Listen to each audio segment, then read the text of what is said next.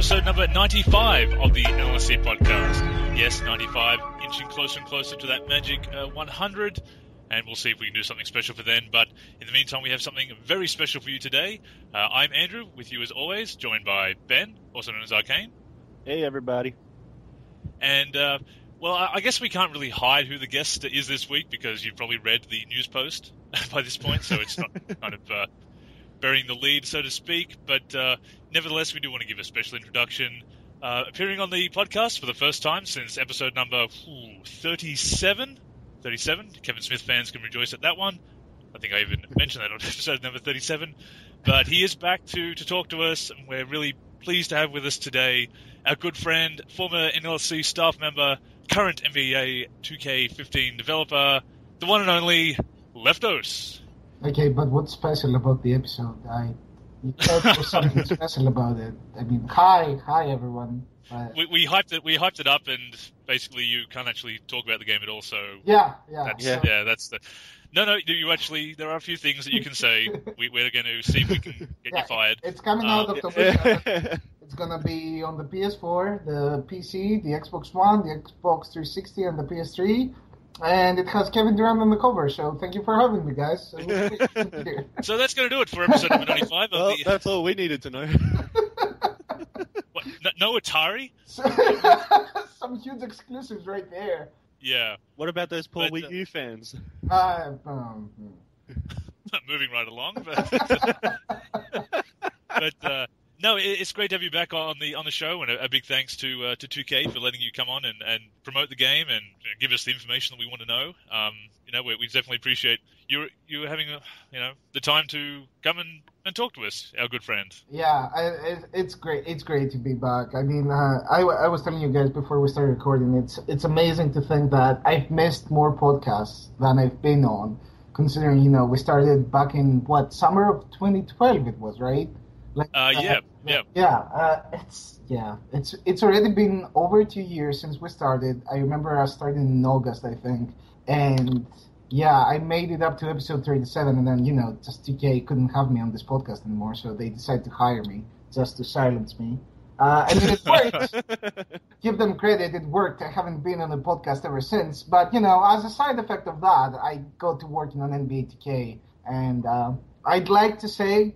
I start by humbly bragging, just to get everyone to just turn off the episode right now. I'd like to say, I've made a difference. I'm really happy to be part of the team, and I'm really happy to be working with all the people I've been working with. But nothing compares to being on the podcast again. So let's put that out. Oh, that's that's the highest. We appreciate that. It's a blatant lie, but we'll take it. Exactly. Flattery will get you everywhere here. I said it with good intentions, and that's what. Yes. But we'll be talking a little bit about your experiences with Visual Concepts, because you have been enjoying your time there and putting in some great work. We've seen it last year with MyGM, and again talk about that in a little bit. But it's going to be great to have you on again for the first time since episode number 37, just to chat. It's almost the OG crew here, the three of us. We did so many shows together. Yeah, the three amigos. Yep, it's good to be back, guys. So you were hired last year. Unfortunately, I didn't get to do my Comic Sans send-off to you, where I start pretending to insult you and then say, no, actually we're really happy for you.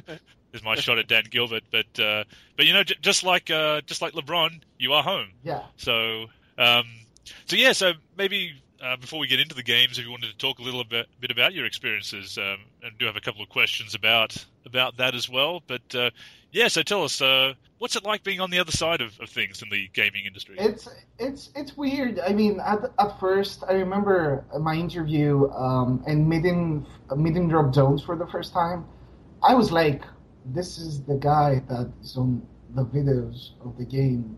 This is Rob Jones. So it was the first time I was like starstruck, and it was amazing how fast it went from me being the humble guy that had just joined the team, that was excited to work in the game, to the guy that was yelling at Rob Jones about and fighting over aspects of the game. But all joking aside, if I have to say one thing, like to anyone that asks me how has it been at Visual Concepts, Visual Concepts is a huge family, and I really mean that it's a family.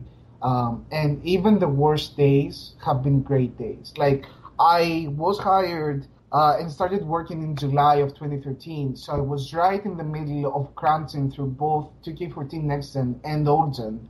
So joining the company and having to learn the ropes and starting to be productive as soon as possible to be able to add to the games at that stage was a huge task, and there were a lot of people helping me to do that. And it was hard because you can imagine that, during crunch when you have to get everything right and there's problems coming up really late, people get frustrated, but it still felt from the first moment, it felt like a family. Everyone has their door open, ready to talk to you, help you with whatever issue you have. People work together.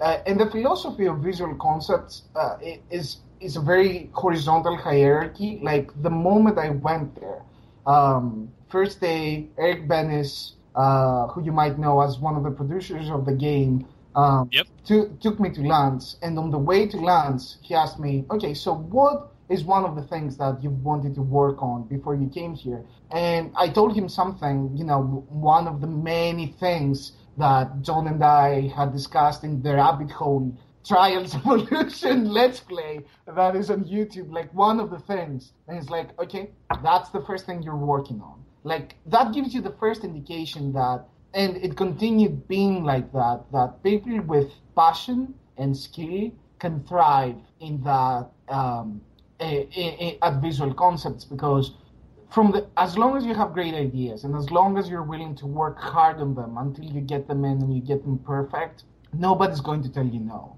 Like, a lot of great ideas have come from people working directly on the game, like from engineers. Of course, there's designers, there's producers that are there to think of where we're going, what the plan is going to be. But having someone like me be hired as an engineer, it's not like I'm given a list of tasks that I have to go through, and my job is to get them in and make sure the code doesn't make people's computers explode. The amount of ideas that someone as new as me has been able to contribute to both 2K14 and 2K15 is really humbling.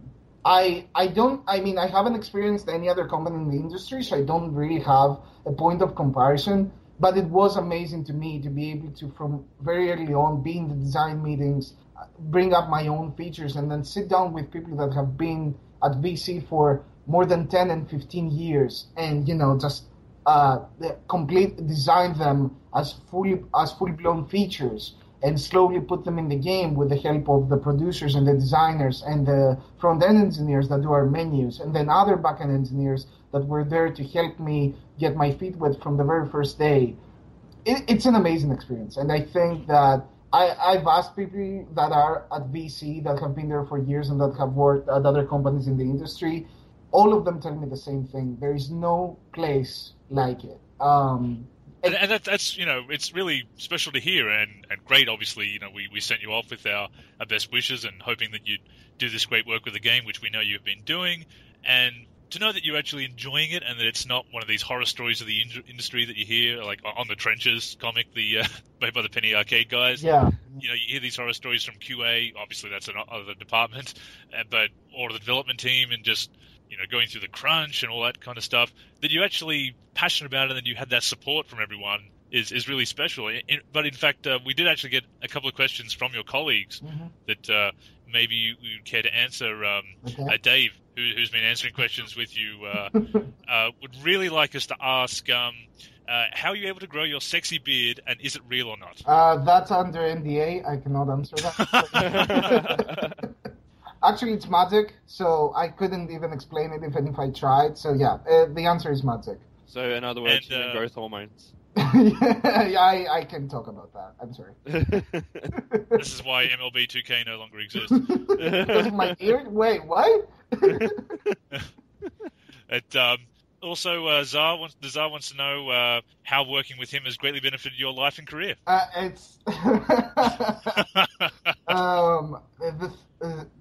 I can't begin to praise Nino as I know him, Zar as everyone else knows him. he was one of the main reasons I got the job. Like, he was the person that got me in touch with VC.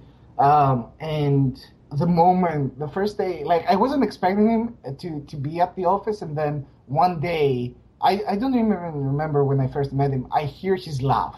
And it's, that either someone has their speakers turned up to 11, or it's the real thing.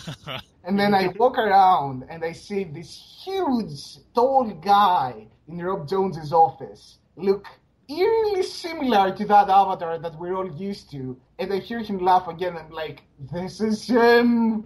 Oh my God. And Nino is an amazing person. He brings so much positivity. And of course, we all know how much knowledge he has of the game. And it's so much fun just to sit down with him and talk basketball and discuss the features. And recently we announced that he's part of the team, and Rob Jones actually on the Press Row podcast said that just because we announced it now doesn't mean that he hasn't been working with us before. Like, I challenge anyone to go on the credits, to go and see the credits of previous games and see if the name Nino Samuel shows up. But he's been working on and off with us, and he's taken a more major role because of how much he's able to contribute to the game. And from any time that I've discussed with him, it's always been a great learning, very positive experience. And you know what? He's one of the guys that no matter how down you are about whatever that's going wrong in your life, he can make you smile, man. You know that just from talking to him, over the microphone, like on podcasts. Yeah, he is a great guy. We've had him on a couple of times. As you know, you've been on those shows. Yeah. And just great for the game, obviously, and great for the community, and all-around great guy. So, yes, Zara, I did say I would ask that. So, one other thing, I don't know whether you can go into this, but apparently, speaking of Rob Jones, senior producer on the game, of course, on that Press Row podcast, as you mentioned, said that you had a disagreement in which he conceded to you. Yeah, that was really fun, and you could hear laughter coming from all around the office as me and Rob were fighting quite loudly. I mean, my normal volume is quite loud, but imagine me being passionate about something and fighting over it. Yeah, it was. Funnily enough, it was about the heat. I'm not going to go into specifics about what we were fighting, but it's funny because he came to me with an argument and like, you can't come to me without justification. I need 1, 2, 3 bullet points as to why this is wrong, and only then will I accept your point. And he goes back to his office, I gave him some questions, and he came back and he's like, okay, you're right. But you could hear people just crying with laughter from all around the office. So just the way, it's amazing, like how fast you go from being the guy that is talking very humbly to someone that has been working on the game for like a decade to being the guy that's yelling at him because of a disagreement on how the game should work in certain situations. It's just part of how it is. Like, we yell at each other and we love each other, and that's how they work. We're just that passionate about the game. Well, you present an atmosphere that I think a lot of people would like to be involved with, and we have had a few questions from people asking how they might get involved and get on the NLSC team, which means being nice to me and giving me stuff. Yes. But more seriously, we do have a question here about how you feel that you've grown as a developer and a programmer since you've been there, and what skills would you recommend to somebody who's learning C++? What kind of things should they focus on to get a position like yours and to work with you? It's a big difference. Like, I didn't know what to expect coming from just doing my own modding work, setting my own schedules, not having worked a lot with C++. I was mostly a C# guy. And the main thing is that what Visual Concepts showing me and valued in me was, even though it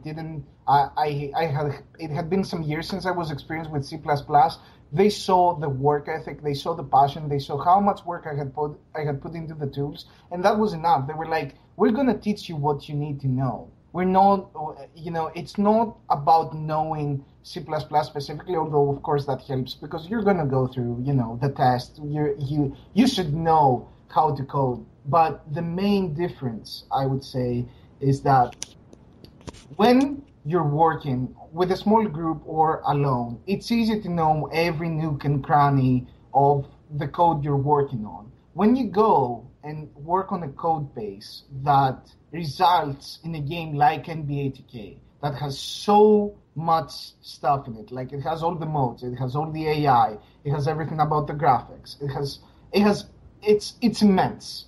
And I remember being so freaked out the first days that I was completely wrong for the job and that I would fail, but having to tackle such an immense code base that my first days I felt really panicked. I had some first days that I couldn't sleep, but if you see that when I talked with people that were engineers and had been much more experienced and that had been there for quite a few years, the way that everyone was ready to help me, just get my feet wet, work with small parts of the code base at a time, and slowly expand my horizons and slowly dabble into other things. That was it was what got me to just calm down, see things for what they are, how you start working in a company that has a code base and a legacy such as that, and how you start working with that. And it wasn't just the code base. Another challenge that I had really early on was to work with so many other people that were touching the same stuff as me, right? You have to coordinate. You have to be clear about what each one of you are tackling so that, you're not doing the same things.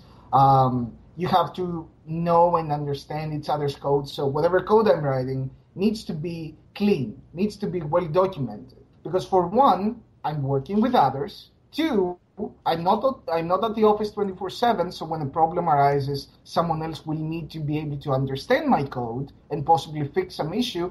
And three, I might, although I see no reason to, I might not be with VC after a number of years, and other people will have to inherit my code and work on it and expand on it. So it's really important. If I have to say one skill that you have to really keep in mind, it's really important to know to write clean, well-documented code and to be able to understand and test it. Because if you're just working code that just happens to work because you fudged it and it finally got to build and it got to work, that is something that won't make any sense to you after a week, and that when others will see it, they won't make any ends of it, and it's just going to be a pain in the ass to everyone involved. So main thing was tackling a huge code base and working with others. Second thing, those are the two main things about working in the industry compared to doing my own modding work. Like, of course, I could understand my code, and of course, I could set my own schedule. But when you have to work with others, if someone depends on me finishing something by the time I said I'd finish it, I should get it done. And I should get it done in a clean manner. So if they have to take over, they understand what I'm on about, But as far as getting your foot in the door, any tips? NLSC team member. Yeah, obviously that's the first step. You sign up to the NLSC, you do some good work, and then Andrew decides that you're good enough to be on the staff. And then you write some articles, and you start a new podcast, and you go on it for 37 episodes, and then pretty much VC hires you. That's it. Yeah. It's in the handbook. I don't know if I'm supposed to say it. We might have to cut this part out. But yeah, that's pretty much how you do it. No, in all seriousness, it's funny how things happen, because I wasn't even aware that VC was willing to hire someone straight out of university. That was my situation. Like, I graduated in December of 2012. And I thought that, it's a big company. TK would want someone that has 5 years of experience in the gaming industry, Sure. But all it takes is passion and a good portfolio. I can't stress this enough. As long as your work is out there and they can look through it and they can see what you've done, that counts. I mean, it doesn't count as much as having, released games under your name. But when they know that a project is personal, that you've wrote all the code in it, that's something that they can judge you much better than say, oh, I was part of the development team of that game. I have 10 lines of code in that. They have no way of knowing what part of yours was in that game. You know, Yeah, I read the credits. Yeah, yeah. No, I'm just saying. You know, there's a lot of people, and you could be in the credits for one line, or you could be in the credits for 50,000 lines. You know what I mean? It's one thing having industry experience, but when you have your own portfolio and it's out there and people have used it and you have so much positive feedback and the code is out there for the company to look through and, you know, just to get their gauge on you, that's all it takes. You know, the VC didn't hire me because I had 5 games released under my name. They hired me because they saw how much time I was willing to spend modding the game and creating tools for it, and because they saw my code and they knew that I would fit in well with the rest of the team.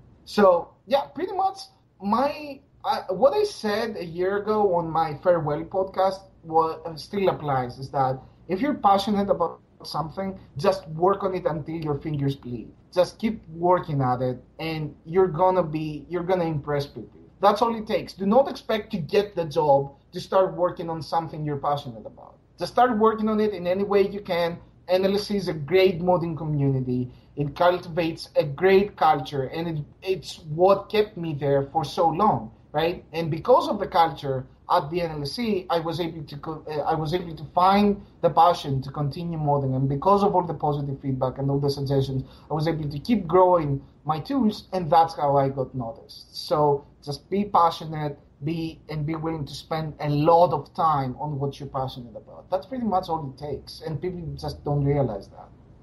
And be nice to me, of course. So yes.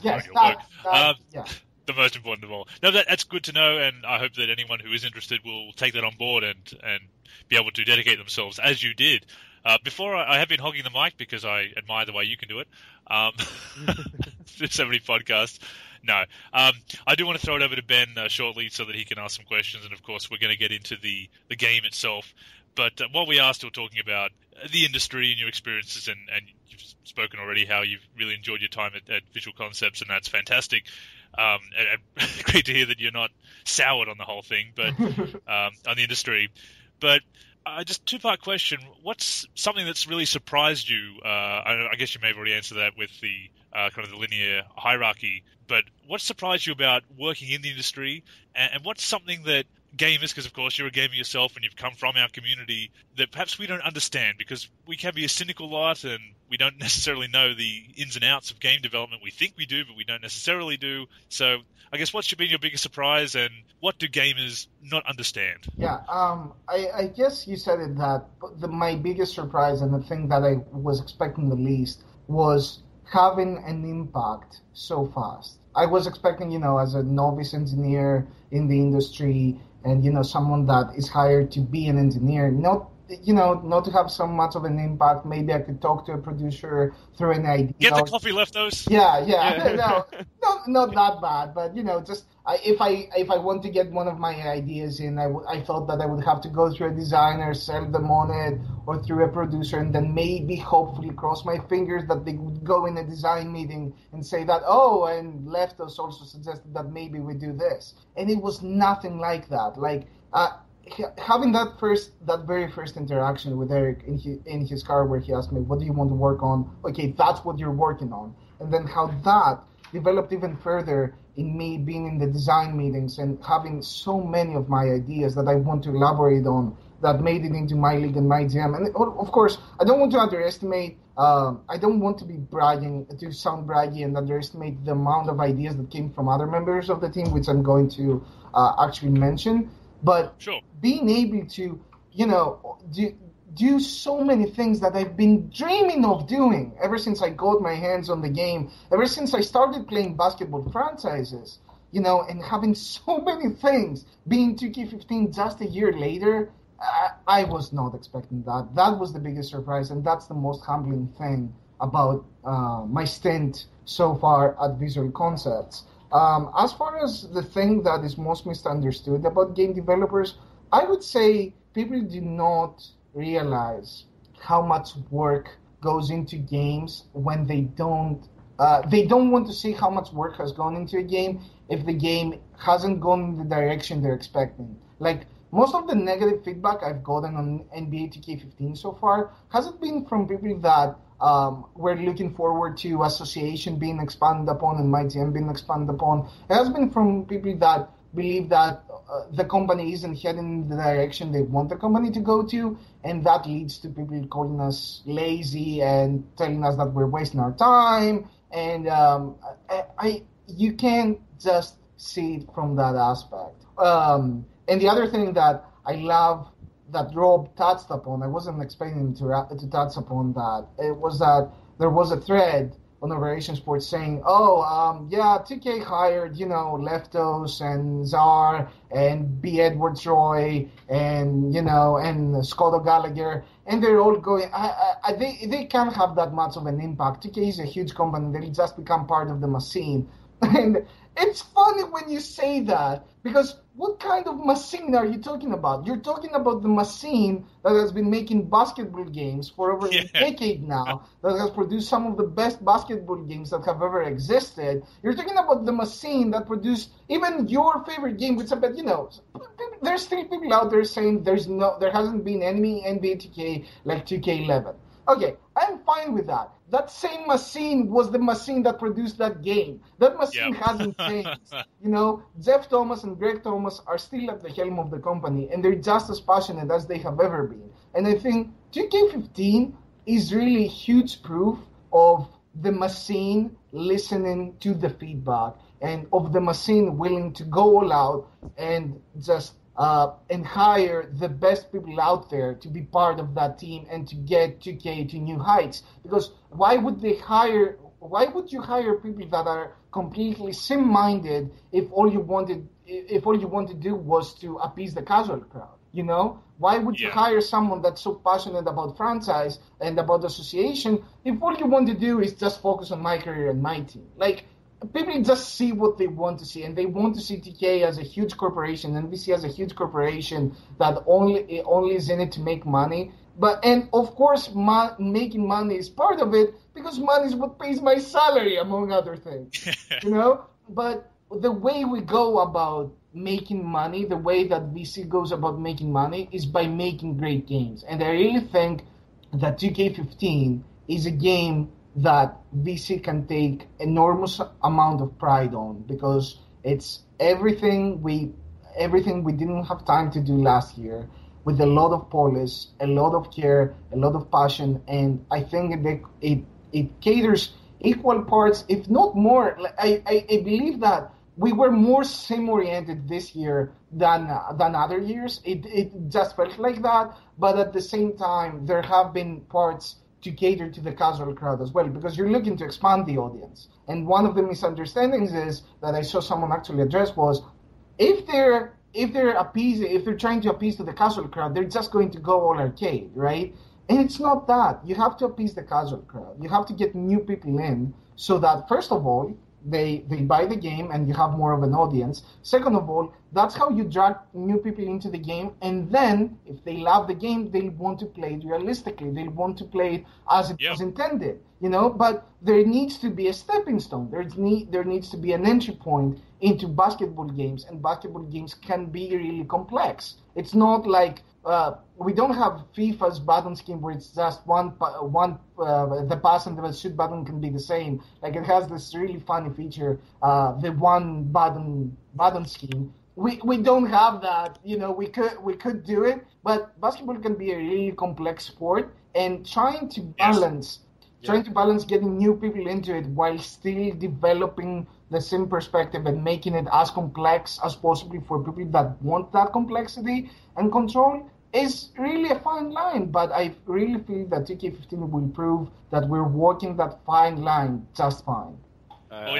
We hear the great stuff. We're obviously looking forward to the game. Sorry to cut you off there, Ben. That's all right. But I've said it before, as my position of someone, quote unquote, in charge of a basketball gaming community, or video gaming community, the cynicism that we see from gamers, and me, I'm not really into that. Obviously, offering critiques, but not mindless bashing. And I know you listen to the podcast, Leftos. I know you still tune in, wishing you could join in. So you've heard my rants against the people who are who are missing the point, or a bit myopic about, this they haven't done what I want, therefore the game sucks. Yeah. You know, and I love that you put focus on that and that you bring attention to that, because yes, there are poisonous people, and the biggest problem about it, you get numb to the poison really fast. You get used to the poison really fast, especially me coming from the community and being kind of experienced with trying to manage people when they were throwing that poison out. I was already kind of used to it, but when it's directed directly at you, it feels different and it starts to hurt. But you get numb to that. The biggest issue is poison brings noise to good feedback. Like when we're going through threads to find the best suggestions to implement into the game, every poisonous post is one hindrance, and maybe it's hiding another post that has some great feedback in it. So if you're just going to throw poison, might as well don't do it. I mean, you want to throw poison, don't poison a thread that has some really good feedback in it, because you're not accomplishing anything. When the time comes to, accept that you did something good and you did something bad, okay, moving on, what are we going to do next year? If the threads that we're, as developers, going to go through are filled with poison, we're just going to say, you know what,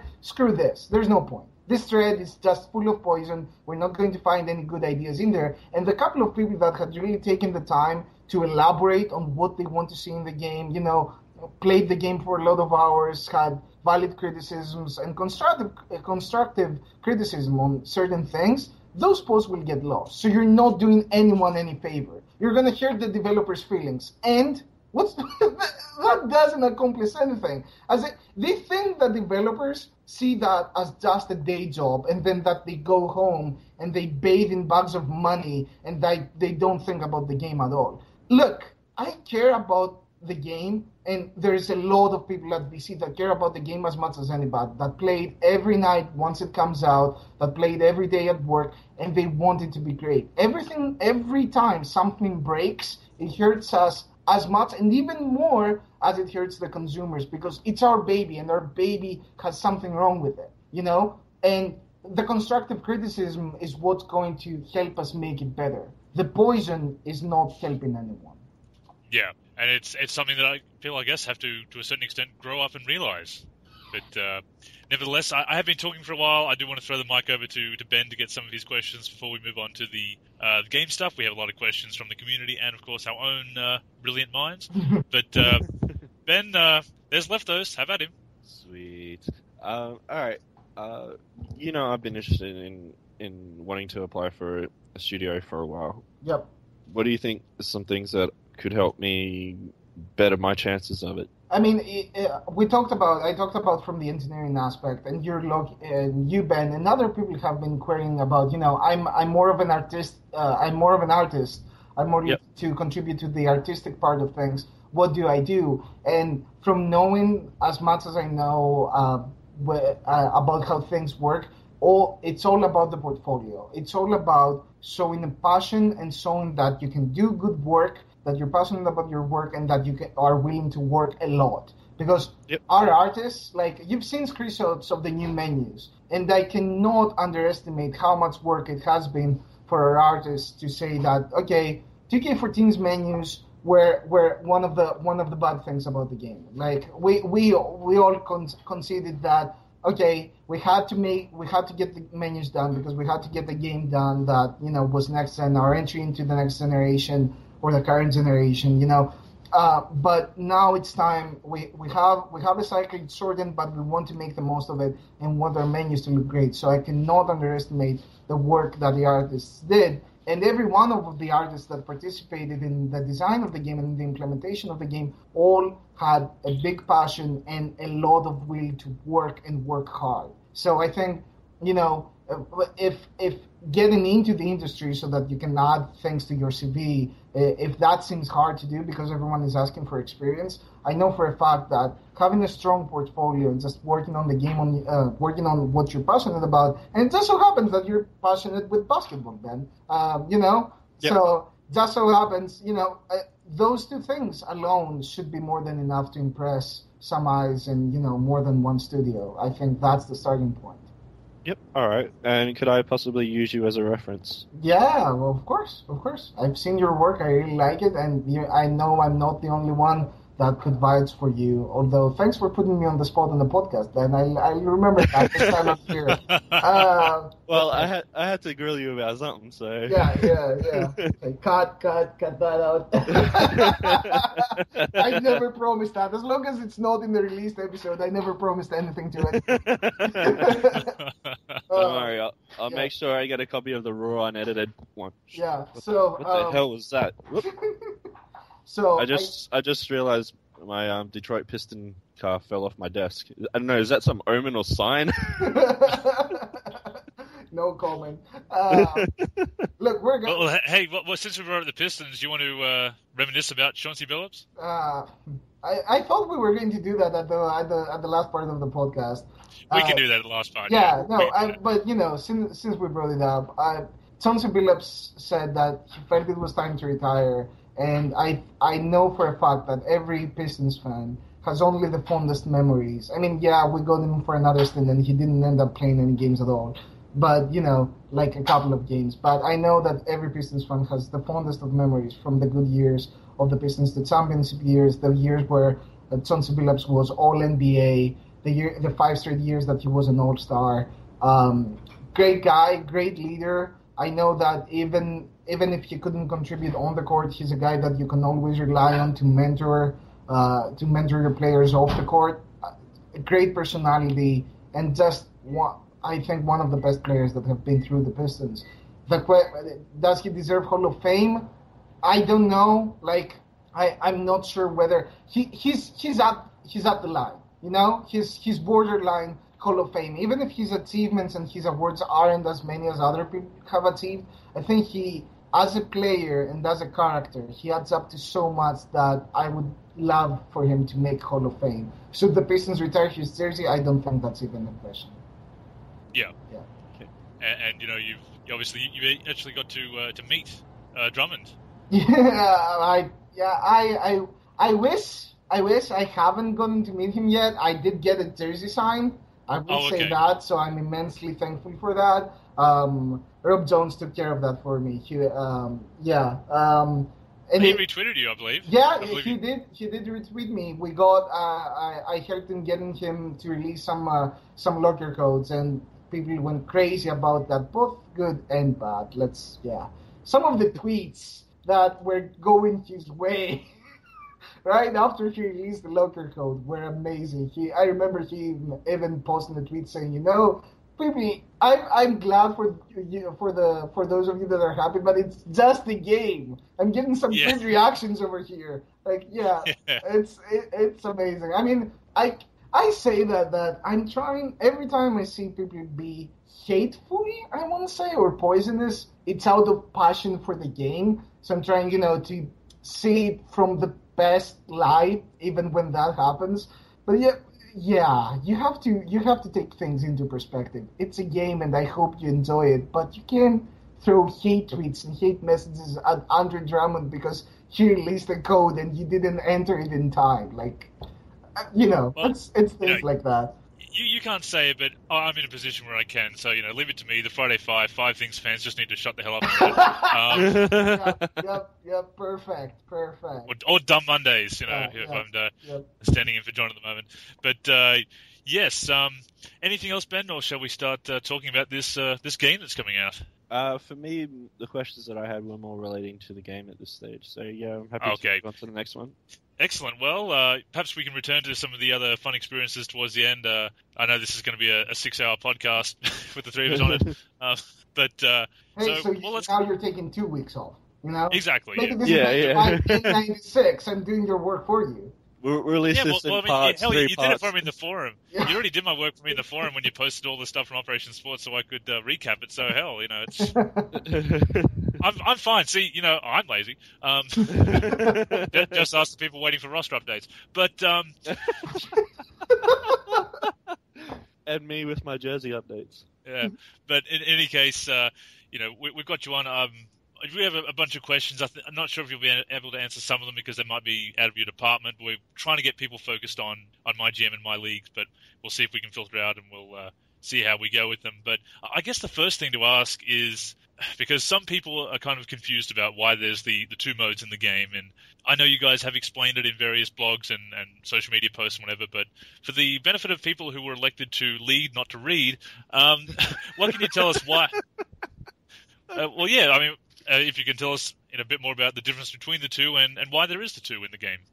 So last year when we put in MyGM into the game, the point was to expand upon the experience that has been association. And association to a lot of people just looked like a bunch of spreadsheets with some games in between. And to some people, that's the best thing ever. It was to me. I can freely admit it, that I love spreadsheets and I love basketball. So, spreadsheets. Basketball spreadsheets, yeah. Spreadsheets, exactly. That's the point. But no, MyGM was our foray into next gen, into bringing a more immersive and engaging experience. So it had conversations, it had press conferences, it had owner goals, it had a much more detailed team finances system, and that's what we're carrying into 2K15. That's what MyGM is. I would say, the thing I love saying about MyGM and MyLEAGUE to compare them is that MyGM is the campaign, MyLEAGUE is the sandbox. So MyGM is the campaign that's less customizable. You get on team, and immediately you have to start juggling relationships with your owner, which from the moment you start, you have your own ideas and your own goals for what you want to do with the team. I go on the Pistons and I'm like, okay, the Pistons suck right now. What I want to do is slowly rebuild and make a contender. And then I go on the Pistons and the owner might have a completely different idea, right? So, for example, one of the first owner goals last year, if you pick up 2K14 and you start with the Pistons, it was like, play Kentavious Caldwell-Pope over 24 minutes a game because the owner loved him. And I'm like, no, I don't want to do that. And immediately that gives you an idea of what MyGM is about. It's the conflict you have between your goals, the owner's goals, what the players need and expect from you, and what the staff needs and expects from you. And then there's the press on top of that. And it's just, and you're always under, the scrutiny of everyone. Players might get pissed off at your actions. Your owner has the power to fire you, and then you're left just picking another team and having to work with them for a while before you can possibly, just apply and get to work on the previous team again. So MyGM is more, people say lockdown, and it is, because the experience that we have needs to have some certain parameters set so that the experience can be as it is, and for all the elements that we have to work. But on the other hand, we realized as 2K14 was out that, not everyone wants all that. Not everyone wants to have to juggle player relationships and staff relationships and owner relationships and the press. Not everyone wants to have to go through conversations. Not everyone wants to set the ticket prices and the ice cream prices. And although we made our best efforts in the time that we had to make sure that even if you didn't really handle that the game would take care as much of it as it could, we realized that wasn't enough. And we heard the cries for customization to come back, and we thought, you know what? People have told us what they want. We're going to bring back association better than ever, so that people have the sandbox, and the people that are foraying between modes and want the franchise experience, but wanted more, want some specific goals, some achievable things that they don't have to make up of the top of their head. They would still have MyGM. So MyLEAGUE is essentially the return of association, blown out with a lot of sliders, with full customizability, with full control over the league. You can still control only one team, but you can control all 30 teams. You can adjust how frequently trades happen, how hard it is to negotiate with trades with the CPU teams, how hard it is to beat teams on simulated games, how much players will value money over their other non-financial ambitions, how frequently injuries happen and what their severity is, how much morale affects players, how much chemistry is hard to build or easy to build up. It's just everything that people have ever complained that this is too hard, this is too easy, this happens too often, this doesn't happen often enough, I want to see this slightly differently, and then someone else replied to them saying, no, you're completely wrong. Why? The league isn't like that. The league is complete opposite of what you're saying. Well, you know what? Now everyone has the mode they want, Just like we pride ourselves in having all those sliders that everyone can get the experience that they consider realistic or that they consider fun, Yep. And I remember us discussing, Andrew, back in the day, discussing on the podcast about, don't hate on what people consider fun. Don't hate on how other people play the game. As long as the options are there, you can all play the game in the way that you want and have fun, because that's the point. The point isn't to have fun in the way that satisfies others. You're coming home from a hard day. You're sitting down to play the game. You want to play it as you want to play it. You want to play it as what is fun to you. And what is fun to me, for example, is an ultra-realistic experience. What is fun to you, Andrew, is to go into my career and dunk over people just to get VC. What's fun for fans? We all have our ways of going about the game. There's people that like the game ultra-realistic. There's people that don't want morale to affect players.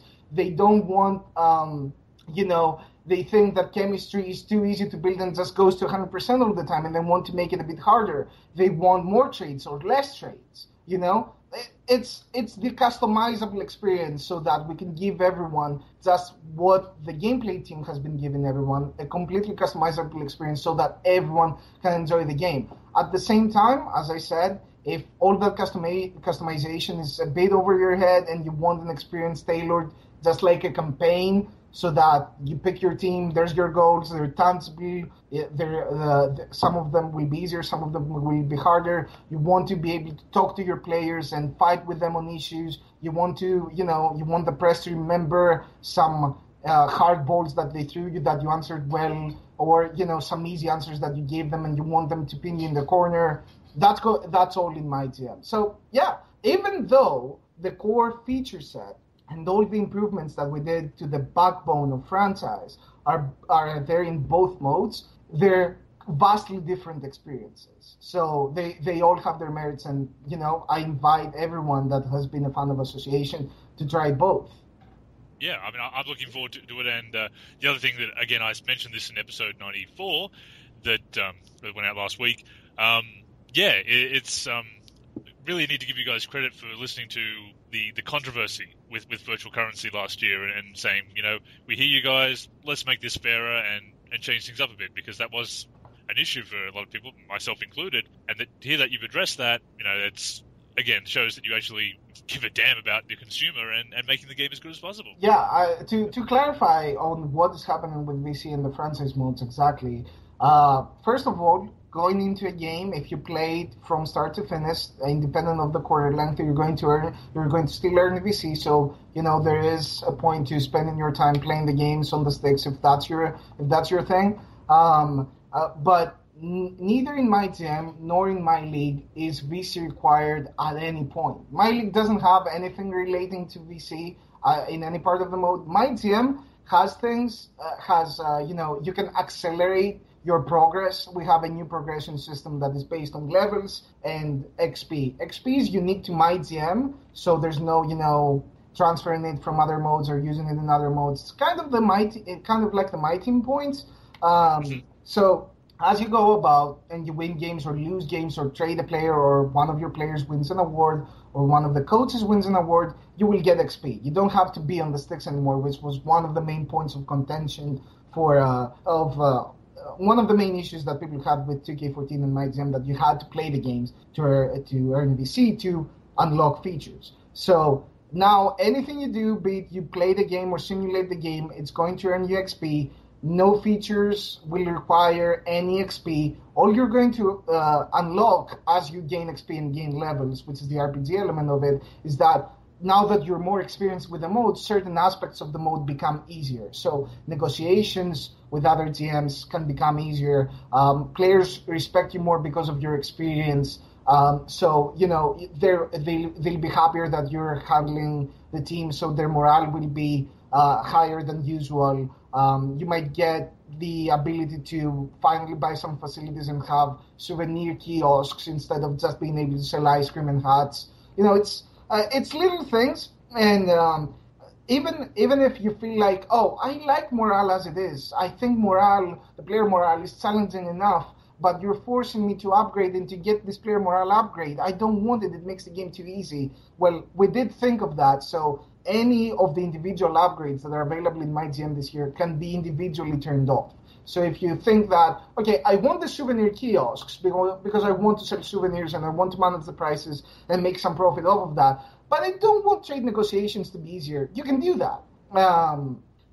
And the only parts of MyGM that have VC is that you can buy your next level with VC instead of having to earn XP for it if you really want to accelerate the progress and get the next the next accelerator and the next thing that makes the mode easier a bit faster.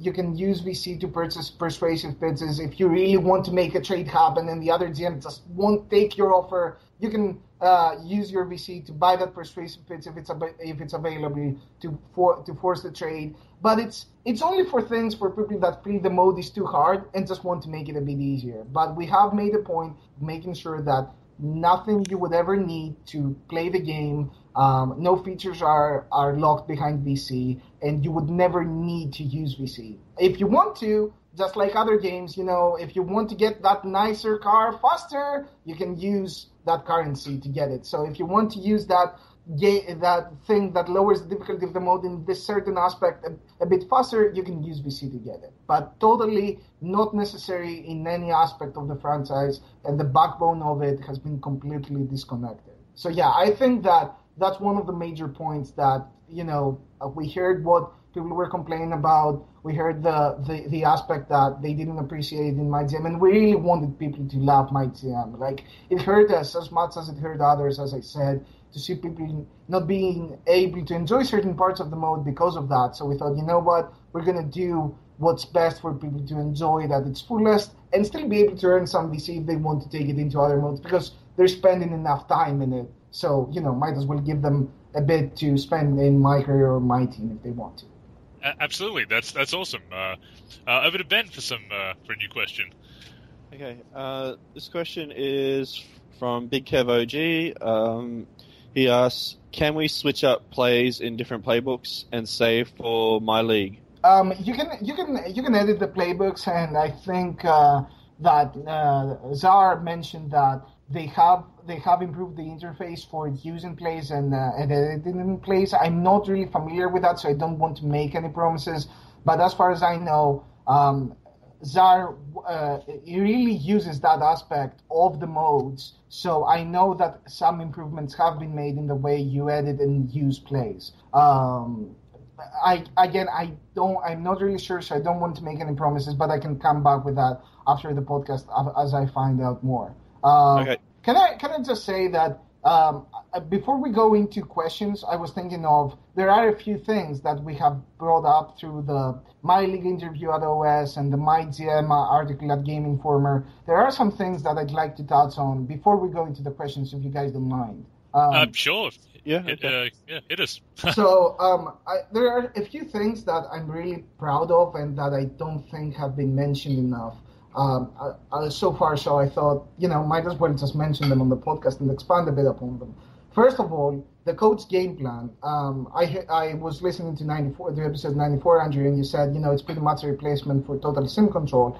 The coach game plan is much more than that, so I want to clarify. The coach game plan encompasses rotations, defensive matchups, points of emphasis, and an overview of the injuries. And the part that is most exciting about it to me is that you can set it per opponent. So the moment you start your MyLEAGUE or your MyGM, you can say, okay, this is how I want to handle the Cavs. This is how I want to handle the Heat. This is how I want to handle the Bulls, the Grizzlies. You can set awesome, yeah. You can set a different game plan per opponent, and when the time comes to face that opponent, all your settings are there. You don't have to go into the rotations every time, change them, put that player in the starting lineup because he plays better against those guys. Then the other matchup comes in and you're like, oh God, okay, now it's the Grizzlies. Now I have to defend them in this way, so I need that player to be in, and I need my points of emphasis to be that. And you lose your settings every time. That was one of the most frustrating things for years for people that, really pay attention to their strategy. So we thought it was about time. And the most awesome thing that has gone understated is that in my league, all 30 users that control all 30 teams have their own playbooks. It's not something, have their own game plans. So you have 30 times 29 possible game plans running on the game at any single moment at maximum. So it's not limited to MyGM, it's also in my league, and every team you control can have its own game plan set up against every individual opponent. I think that's a really cool feature. And the other thing we haven't discussed is that we are now making recommendations, and the better your stuff is, the better recommendations you're going to get. So your coach might mention that, this player is tired, you might want to lower his minutes a bit. Or, you can play this player through injury, but you might want to not play him as hard as usual. Or, considering that if you go into a game plan against a specific team, we run all the points of emphasis through a scoring function as it would run through gameplay. And I really thank the gameplay team for helping us on this.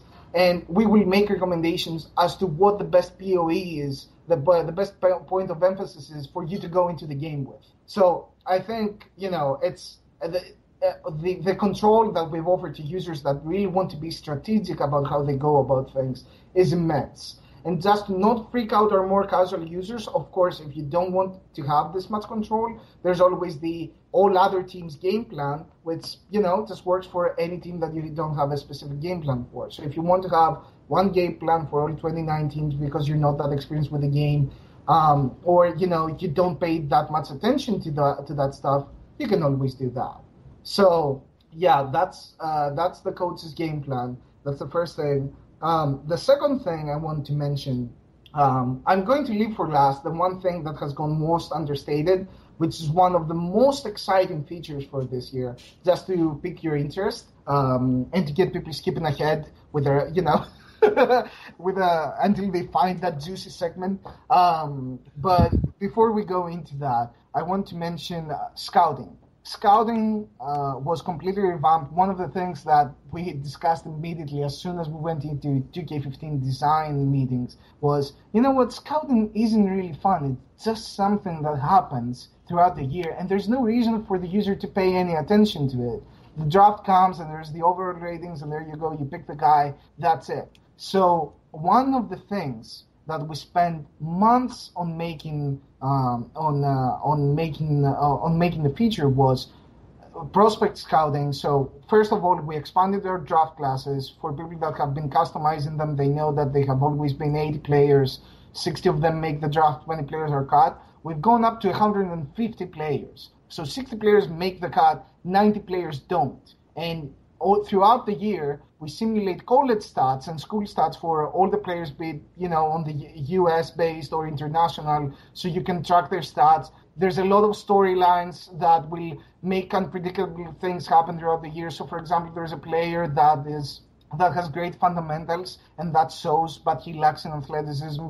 Or there's a player with a hidden injury concern on some body part, like a player that has the weakest knees ever, and nobody knows about them until some medical staff discovers it, possibly yours. Maybe there's a player that has been playing great throughout the season, and then it's time for the tournament and he just flops. And, so all kinds of exciting storylines to differentiate one prospect from the other. And to add to that, there's the draft combine. So when you're scouting players, all you have is their listed weight, their listed height, their listed wingspan, and some approximation of what their attributes are. As time goes, and those are what the colleges list, and we know how colleges tend to be a little, generous with their listings for heights and weights and wingspans. So you won't find out what the real height and weight and wingspan of each player is until and if they decide to join the draft combine. If a player does, You get all his real measurements. You get to see how he's performed in various drills, what his real vertical is, how good he is at the moving three, at the standing three. And that's important because we all know that having a great college three does not necessarily mean you have a great NBA three, you know? Absolutely. So there's little cool Or elements. and the same with the international three. Exactly. So there's little cool elements that tell you so much more. There's so much more of a game in there. And then the new social media comes in to replace our old headline system and expand upon the social media as it was before in career mode. And all of the news will be fed through the social media. And although that sounds kind of, some people might be remembering, the cheesiness of some of the fan posts in my career. If you are on Twitter is pretty cheesy, I would say. Fan posts are pretty cheesy. But we did think of that. So now, this year in social media, the NBA will be posting, officially. The teams will be posting, players will be posting, staff might be posting, media members, fans. There's all kinds of tweets coming from everywhere about everything that is significant to the league. And it's interesting to see how things play out. Keep watching the social media feed. Maybe a player complains about being disgruntled on their team. A team might announce a big move, or, the NBA will announce award winners. A media member might discuss some great performance some rookie had in college, or, some critical injury that was discovered, some critical injury concern that was discovered on a rookie. So we made a point of making social media not something that just flaps up the mode, but a hub that you want to really pay attention to. Because a lot of things are going to be going on around the league, and if you're not paying attention, you're going to miss opportunities to jump on things as they happen. There's only so much time your scouts can spend scouting players. Keep your eye on the social media. You're going to find out about other players as well, and the social media will be talking about players that are exciting. So you have to think, how much time do I want to spend scouting players that I know are going to be good anyway? Maybe it's time to scout some scrubs. And so, a lot of time spent to make prospect scouting really exciting. I know I'm going on a monologue right here, but there's a lot of stuff that's exciting about, MyGM and MyLEAGUE, so I apologize beforehand. So the other thing that's really interesting, just so I know, we haven't cut off, guys, right? We're still in the air? Yeah, we're still recording. Okay. So, well, I'm assuming we are. Yeah. No, we're still going. We're just lapping up the information. Yeah. So the other thing that we haven't really discussed is pro scouting. So one thing that I noticed, my team actually brought it to my attention. I'm passionate about the NBA, but I have to admit the team I know the most is the Pistons. That's the team I follow. That's the team I've been playing with throughout these years. So when I opened my first My Team pack, I didn't know who most of these players were or what their strengths were. And then I thought, you know what? That's pretty much what happens in franchise too when you're in season 3. There's all these generated players. Teams have traded players around. You don't really know what the strengths and weaknesses of any teams are or of any player of those generated players. Even in season 1, you recognize the name. You can go on a website. You can watch some games. You get a feeling for how teams play and what their strengths are. But if you're further in, like season 2, season 3, and even more, season 75 in MyGM or MyLEAGUE,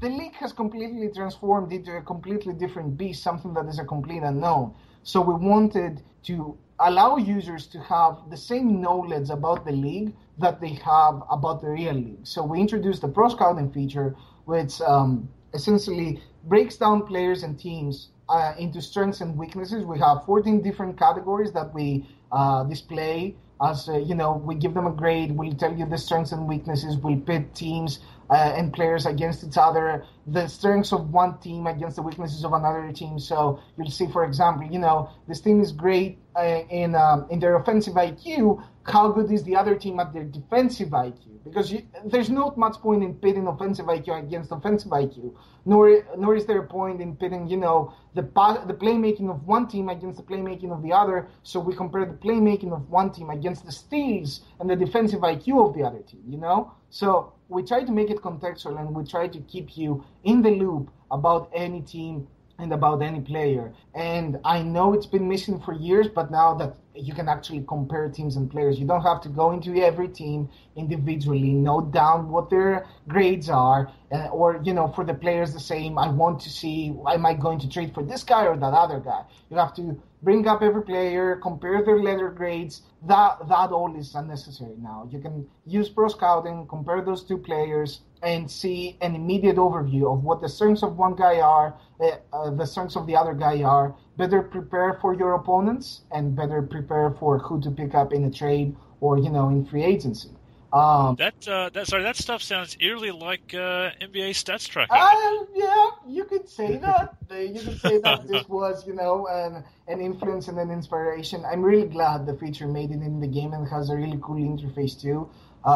So yeah, that was the point. Like, for guys like me, when I go against a team that I haven't really been keeping track of, going into pro scouting first and seeing their strengths, and then being able to set a team-specific game plan now that I know the team is amazing to me. Like, okay, this team is great at attacking the basket. I know what defensive POEs to use now. So for that team specifically, I'm going to go in, set my defensive POEs, and every time I go against that team, my defensive POE, all my settings are going to be there. So they tie into each other nicely. So no player can claim ignorance about how a team plays anymore. You can't say that, I can't play with that team, or, I don't know how to handle that team. All the information you might need, just like in real life, is going to be there for you.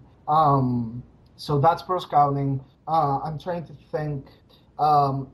We have really worked on player progression. So one of the main issues that people kept having with the game was that, by year 4, everyone is a 90, and, the league is just full of superstars. What's the point of that? And we really paid a lot of attention, and we spent weeks having the game run 80 season simulations and keeping track of the population of the league. What are the 90 rated players like? And when Mike came in and he presented the idea of us that, when I say Mike, I mean B. Edward Troy, as people know him by.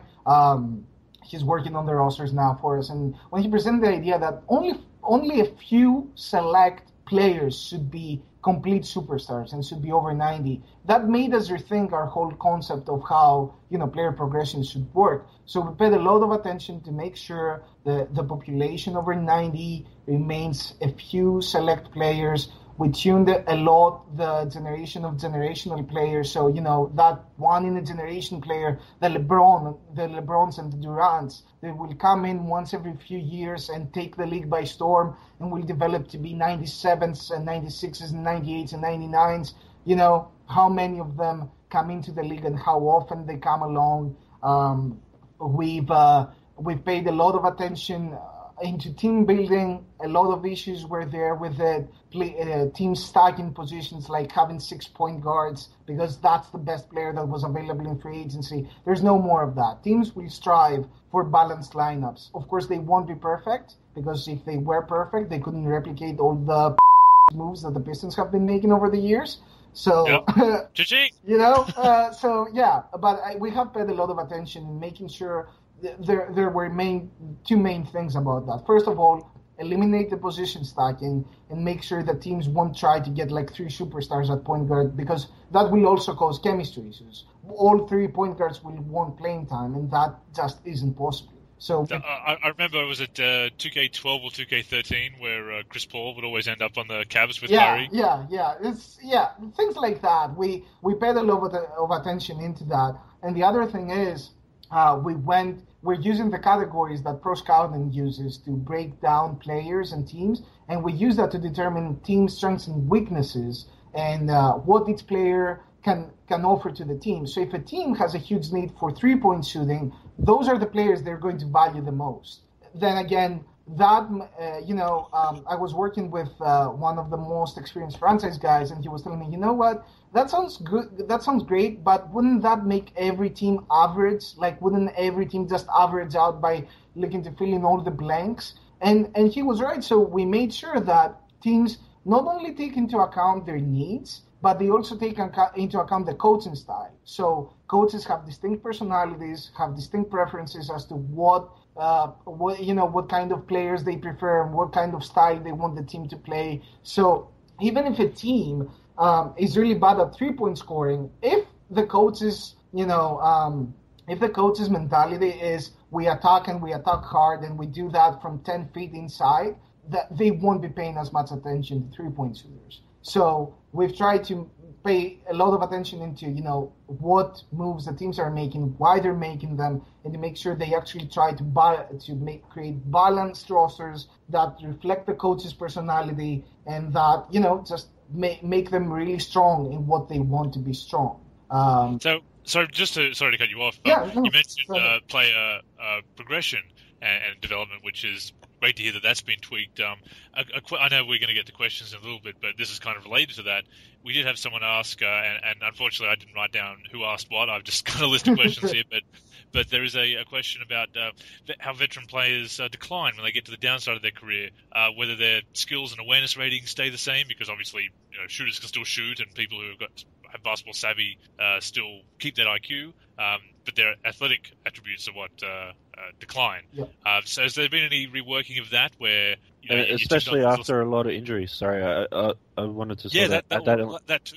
I mean, with a Tim Duncan, for example, can still actually have a big game every now and again, and he's still as smart as he ever was and has the skill, but not quite as spry as he was in his youth. Yep.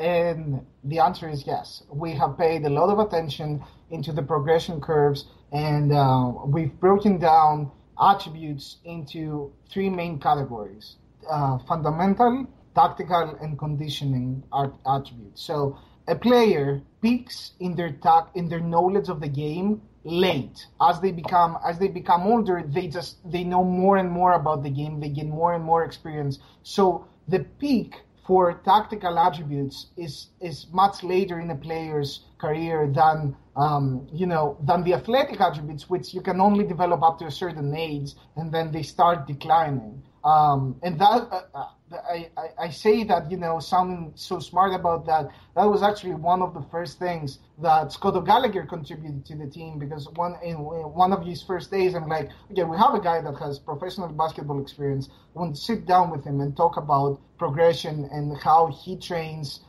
his daily training regime, what he how he knows players develop. And he was really helpful with that. He gave us a whole new perspective. And so athletic attributes peak early, tactical attributes peak late, and then you have the fundamentals, which, are kind of in the middle. Your shot grows and grows, but up to a certain point it will start declining, and the curve for that is kind of in the middle between those two things. That's awesome. Yeah. That's, yeah, and fantastic to hear. Yeah, and to talk about how injuries apply into everything. So the new injury system, which we're immensely proud of, and it's funny when you consider that the inspiration of it was the injury system of All Pro Football 2K5. So we took a system that was so old and so good and just blew it out and adjusted it to what the NBA needs. So we have the 16 player durabilities, as we mentioned, every body part that we considered important enough to have its own durability. So the head, the back, shoulders, ankles, knees are just some of the parts that have their own durabilities. There's also a miscellaneous durability for pretty much everything else. So we have all these durabilities, and Mike has spent a lot of time going through the players, looking at their injury history, tuning the durabilities to make sure that each player represents if someone has weak knees because they've been through knee injuries, that's what happens. And injuries injuries themselves are such an immense feature because there's so many things that we weren't doing in previous years. For example, an injury can be aggravated. An injury can regress into a worse injury. So, for example, if someone plays through a sore knee, play through that enough. And if you're just enough unlucky, that sore knee might turn into a torn ACL. If you're luckier, but you keep playing the player through the pain, he won't recover in the 5 days that were left on that injury. It will take him weeks to get back to 100%. So there's always the game of, this player is really important to me. I want him on the court as fast as possible. But can I risk an aggravation? Can I risk a regression? So there's always that game there. And one of the things that we weren't doing before that we're doing now is that injuries that have lingering effects in real life will have lingering effects in the game. So there's a certain subset of injuries that will permanently hit some of your players' attributes, and you will never return 100%. So some of the athletic attributes, if it's a serious injury, will never be 100% unless you make it a point of developing those attributes back again, if the player is young enough to ever get those attributes back to what they were. So there's always there's that new thing in there. So it's not in previous years you had an injury, it just played out. You got healthy again. Your attributes were where they were. That is not how it works in real life. We see players come back from injuries. Some they might be just as good in their fundamentals, but you see them be afraid with their explosiveness. They don't have the same speed. They don't have the same explosiveness. They might be a bit more wary of just throwing themselves in crowds if their body part just hasn't quite healed enough yet. So we've tried to replicate all that. And just like you mentioned, in episode 94, we did use 10 years worth of NBA data, which was a breakdown of what injuries happen, and we calculated, okay, which body part gets which percentage of injuries in the NBA, which injury specifically gets what percentage of injuries, and we tuned and tweaked the injury system for days until we got it close enough to the NBA, to the 10 years worth of data that we had. So in 80-year simulations, it's amazing to see that the knees and the ankles are hurt just in the same proportion that they are in the NBA. That a sore knee compared to a torn ACL happens in the exact, not the exact, but close enough to the real ratio. It was amazing to just live work that they know that we've built an injury system that is better than any other year before. So we're really proud of it, and we really hope people enjoy it this year. And just like Eric said in the MyLEAGUE interview, it was like no longer will we say, okay, this player is about to get an injury, just pick an injury at random and apply to the player. That's how it worked, and it really didn't feel realistic. So this year, several players, I remember in my 2K13, my career, sorry to interrupt, had broken backs, and an inordinate amount of people had broken their spine. Yeah. Really? I know. So we made a point of saying if an injury is about to happen on that player, we're going to take into account every single of his 16 durabilities. We're going to evaluate every body part. We're going to evaluate the injury based on the situation, and only weigh all these things against each other and pick the injury that we feel is the most realistic, which is how we got to the point of being able to replicate real life in that. And it's funny seeing your reaction to the 300 to 450 injuries per year, because that was my exact reaction as well. When Dave Z came into my office and he was like, this is how many injuries we get. I'm like, oh, God, this is completely broken. Why are there so many injuries? It's like, no, wait. Do you know that the real NBA gets almost double that? I'm like, wait, what? And he was showing me the data, and I'm like, do we tune that up? And he's like, nope, this feels perfect, right? We don't want, if people had a realistic amount of injuries in the game, like, think about it. Think about how close you follow your team throughout the year and how often players are injured. If we allowed the game to injure players just as often as it happens in real life, people would just throw their controller at the screen. No, I wouldn't be playing. I wouldn't be playing with the Bulls. I can tell you that much. I know, right? But then again, just like I mentioned, if you're in my league and you're one of these ultra hardcore realistic guys that wants the injuries to replicate what happens in the NBA, just turn that injury frequency slider up, and you're going to get that. Or if your favorite stars have weak knees and you really don't want them to go down as often, there's two things you can do. Either lower the injury frequency or go into edit player, edit their durability ratings up, create your own custom roster, use it in the mode. And if you're in my league, you can edit all players and all aspects of the players at any point. So it doesn't really, there's practically no difference between editing a roster before you're into my league or when you're in my league. We made sure to give you as much customizability as possible.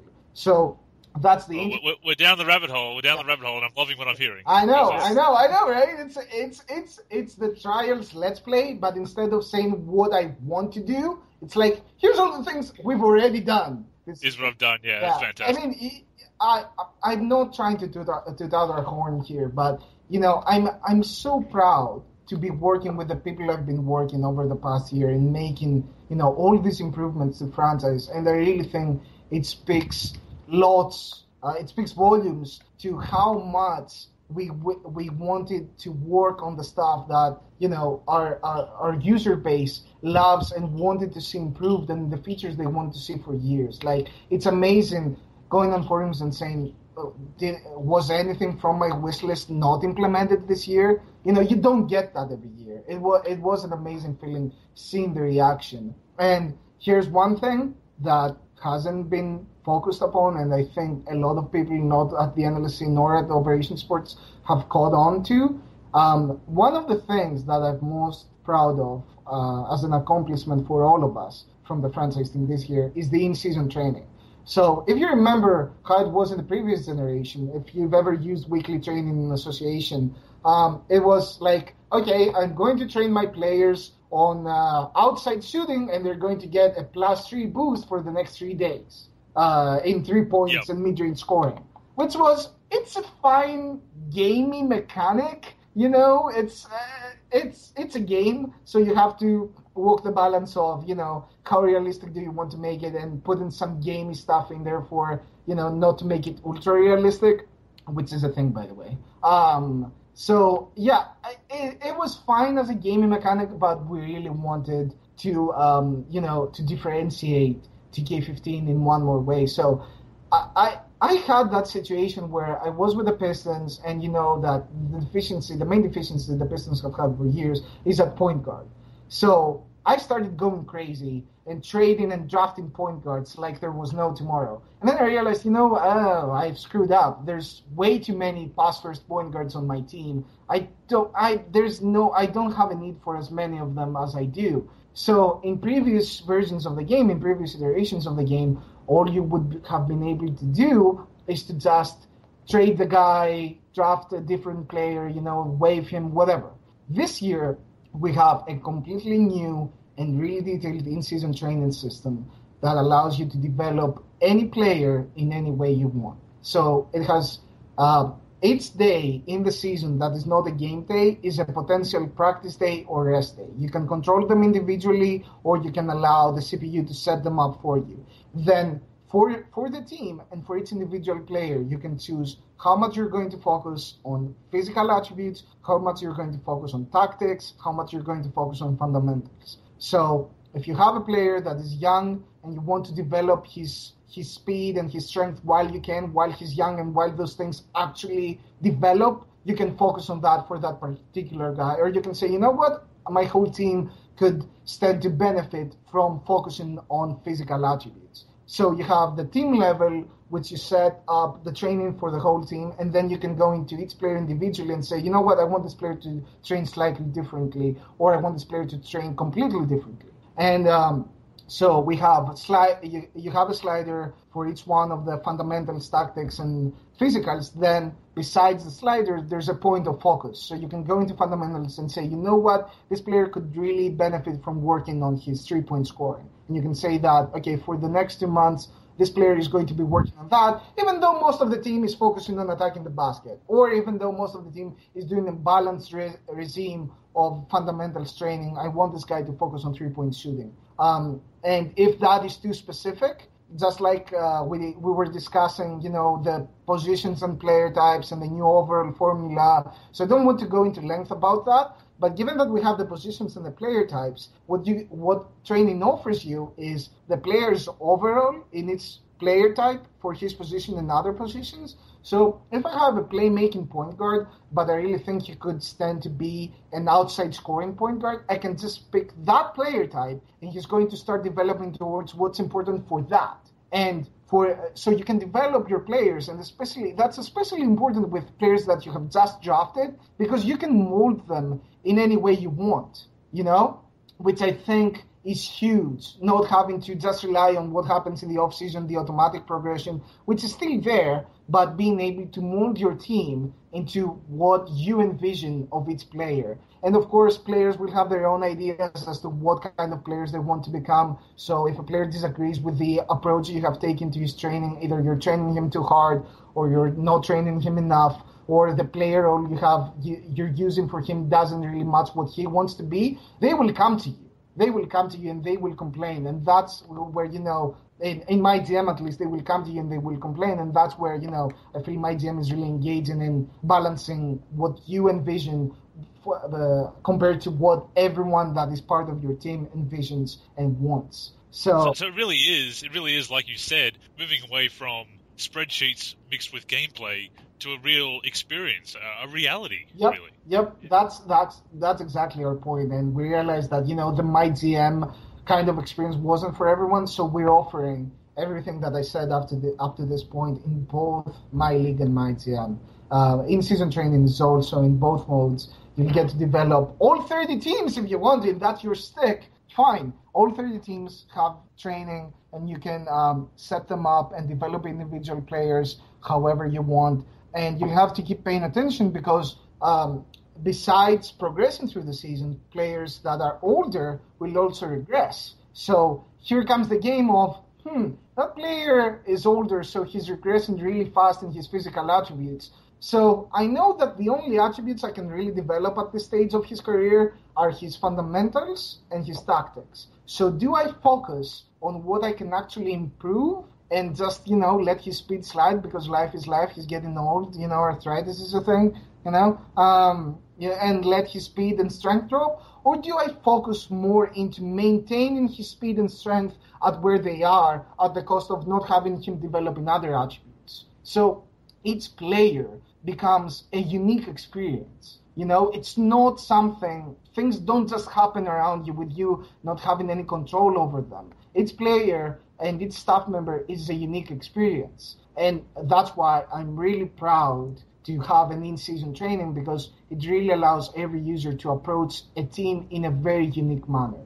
And that's good that you confirm that you can control all 30 teams in MyLEAGUE, so that just like real life, you can rig everything.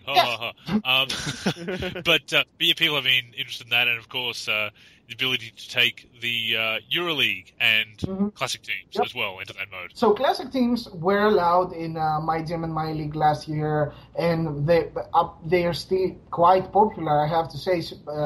And what we want to do this year, that we had some added time, is to make sure that we can allow users to use EuroLeague teams in both MyLEAGUE and MyGM, so you can take all of 20-plus EuroLeague teams that we have, use them in the mode.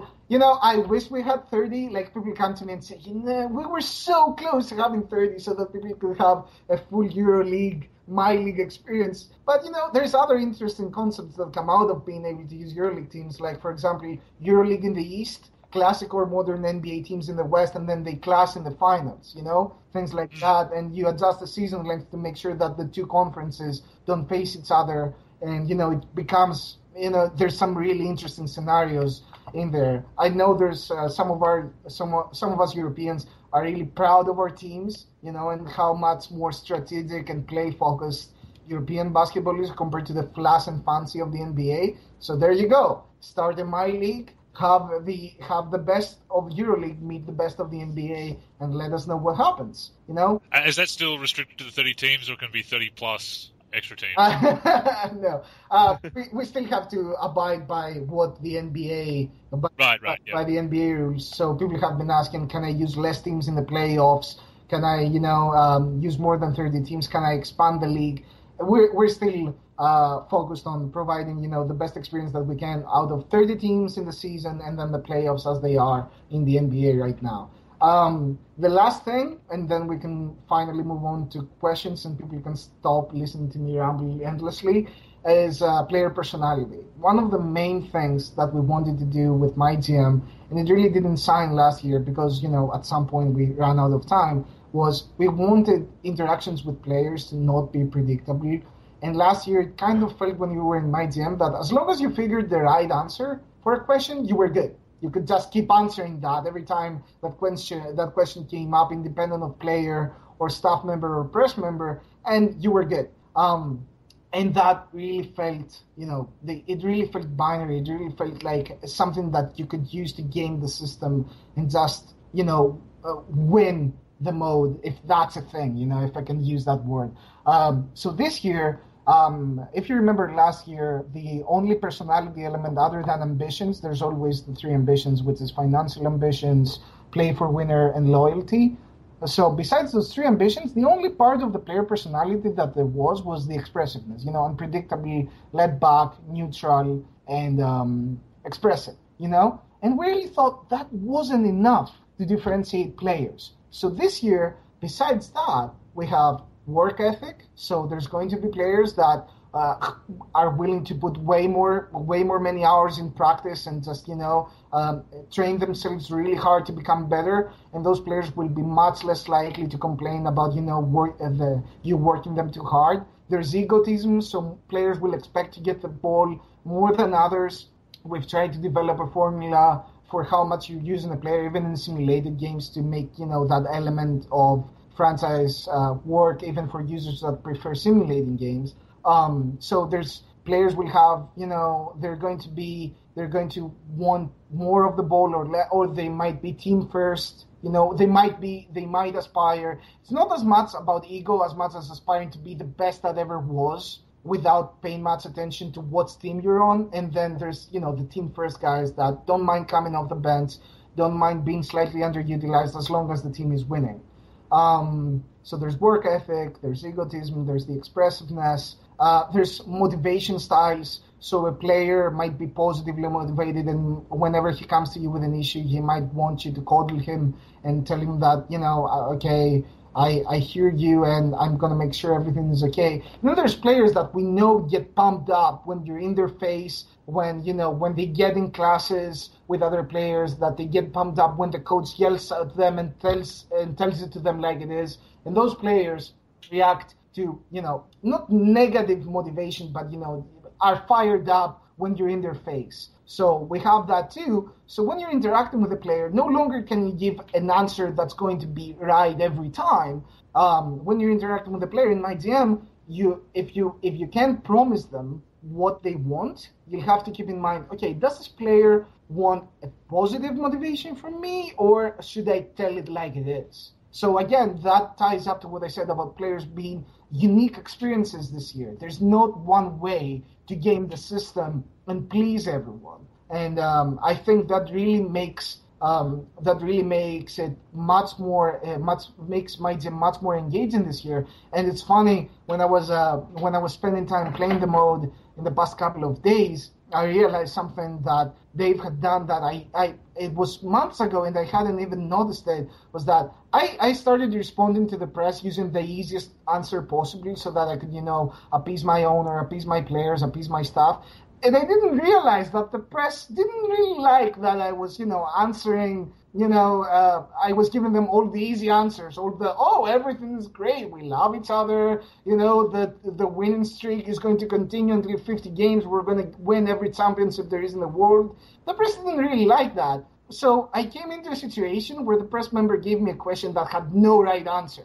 And I was really surprised, and I'm like, it's like, who do you blame for this thing that is obviously going wrong on your team? I'm like, I don't want to blame anyone, And even if you say no comment, then your players think, so you can't even say that it's not us, Then your staff says, so it's the staff, it's not the players, but you don't have the courage to say it. So they will put you on the spot if you give them all the easy answers, which is something that is really cool to see in MyGM when it happens. But then, you can spend some time just giving the press what they need, and when times actually get rough, like, you will see that the press appreciates how good you've been with them. So at the other end of the spectrum, if you've been giving them nice, juicy answers, they will encourage you, and they will give you some softballs once, sometimes to make it easier for you and to get you to like them as well. That's why when people ask me, why should I play MyGM now that MyLEAGUE is back, now that association is back?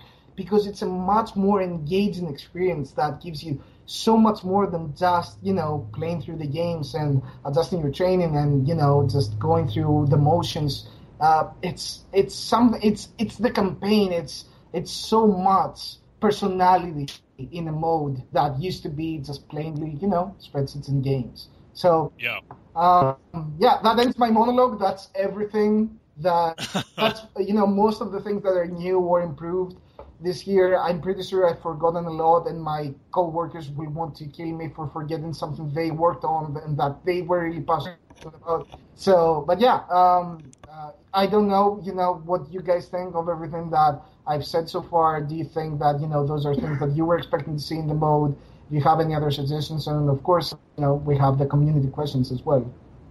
Well, yeah, I mean, these are my kind of modes. I did say, and we've spoken to you before that with MyGM last year with the VC and everything, it wasn't set up quite the way I'd like it. But now that that's been addressed and all this stuff that's gone into it, and using the real NBA data, which is just so impressive, I'm really looking forward to checking them out. I'll give MyGM another shot, but if nothing else, MyLEAGUE, I guess, will be my mode. Mm-hmm.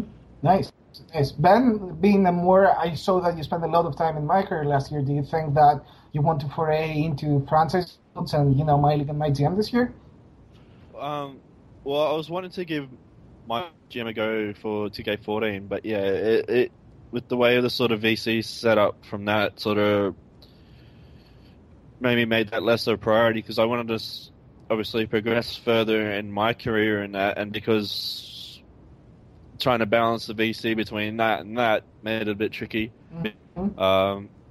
But again, I'll give MyGM a try this year, but I think it's more MyLEAGUE that I'd be more keen to really go through. Mm-hmm. I think that is what I've been looking for a couple of years. I am talking to a modding community, so I wasn't expecting anything different, but I thought it was worth a try. To get a MyGM plug in there, but it's like talking to the hardcore user base. Control or the campaign? Yeah. I knew the answer I was going to get. Lace physics, that's what it's all about. Lace physics. Well, hey, I've noticed some of the Yes, I want to say that, we were all joking. I was joking as well when that thread came up in the modding section. I think it was last year or the year before that. We were all laughing, and it is in the game this year. So there you go, armpit hair. Are you satisfied now? What you need now is like an Instagram video of that armpit hair waving in the wind. I think. Yeah, that's right. I was like, how are the armpit hair physics? I mean, come on. Yeah. It's a texture, but what are the physics like? It's like why do the feature if you're going to half-ass it, right? I mean, yeah. Yeah, that's right. I know. And you sort of blend in some. Yeah, you can always blend in some frames of splice in some frames of you shaking off your wet beard and all that stuff with the water spraying out. So yeah, that'll be a nice little Instagram I sort of have thing. a few fans. You really want me to lose all of them? There's your marketing campaign right there. Yeah. Okay. Thank you. I'll keep that in mind. And breaking the news for 2K16, the My Beard mode. Yes. Instead of path to greatness, beard to greatness. Yeah. Path to beardness. we make sure that the beard is customizably hair by hair. Yeah. That's going to be a priority. I'm going to go to the art team with that tomorrow first thing. Nice. But we do have some specific questions about the modes. Again, not sure if you could really touch on gameplay at all. I'm guessing it's just MyLEAGUE and MyGM that we can really ask. That's what I'm here to talk about. I know that we'll be talking gameplay really soon, and the gameplay team is really excited to talk about all the improvements they've made this year, but I'm here to talk about the franchise modes. Okay, no worries. Modes it is. You did mention before about the coaches having different personalities and styles, and how you've got the real playbooks and everything with MyGM and MyLEAGUE. Yep. Got a question here related to that. That's already been answered, but the two-part question. The second part is, will the computer control team's strategies change based on the personnel and the opponent? So if you make some trades, or the CPU makes some trades, will they start changing up their strategy at all? Is that feasible? It's going to be more prevalent in gameplay where points of emphasis play a big role, but we've made sure to make points of emphasis work in the simulator as well this year, so that, independent of how you're playing the game, it should be just as important to know your team and know your opponent. And yes, there are parts of the CPU teams that will make sure to use the proper points of emphasis depending on the situation. And it's one of the things that we really want to keep expanding upon, that dynamicity of the CPU team being also able to adjust to situations, which the gameplay team has been doing so well and have been improving upon, more to bring that more into franchise. We have taken the first step, and it's one of the things that we're really looking forward to expand upon. Right on. One question I had, I think, is sort of kind of been answered. I'll just read it out. Way to mimic real season lineups, rosters a la live season and actual season mode, NBA Today, but in season mode. I know. I've been asked about that, and it's a really cool feature. We don't have that this year, but given the control that MyLEAGUE offers you, if you're willing to play the games at the pace of the real NBA, you can do everything. You can override everything. You can have the CPU don't do any trades, force all the trades you want between any teams. So yeah, pretty much you have the control. We don't automate that, but it's definitely one of the features that we've heard being requested, and it's on our blue sky list. No worries. Local multiplayer for MyLEAGUE? Yeah, of course. Yeah, Yep. You can use as many controllers as your console or PC can take. I mean, there is some limitation, but you can definitely do local multiplayer. Both users can be controlling the same team or playing on opposing teams in MyLEAGUE.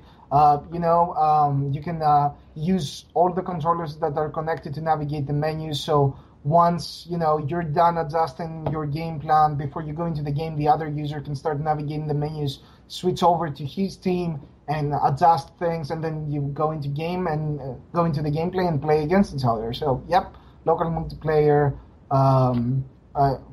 is going to be there in MyLEAGUE, as it has been in through the user association in the past, but with many more features. Okay. This next one is from Andrew Watson, so another NLSC member's asking this one. Mm-hmm. And it's in relation to like mock drafts, and in particular with generic classes. Mm-hmm. He asks, what is the logic on their creation? And he has tweeted out a pic in regards to an example here. It's the screenshot. Yep. The screenshot that we released with the mock draft. Andrew did note that was one draft class, and we were going through, generating draft classes, simming through the season a bit to get some differentiation and take a screenshot. The thing is, though, as far as player generation and college stats and player progression, we paid so much attention getting them just right, getting the right players coming into the league with the right overalls, developing to keep the population as it is in the NBA right now. The right players going over the 90s, the right players going over 80s, getting the heights to be differentiated, getting generational players in at the right time, with some years apart, so that it doesn't become, just a plethora of superstars controlling the league at the same time. So we have paid a lot of attention to that. I would say that's just the one screenshot that came out that had some trends in it, but we were really satisfied when we were done tuning player generation and progression. We were really satisfied with the results.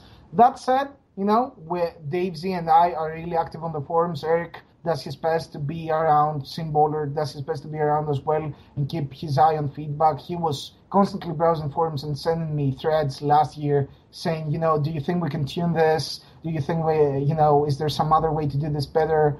And can we do this, can we do this for a patch?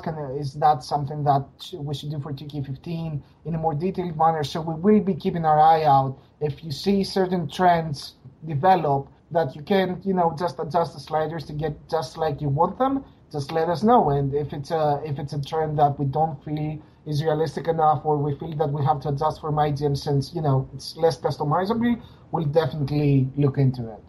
Okay.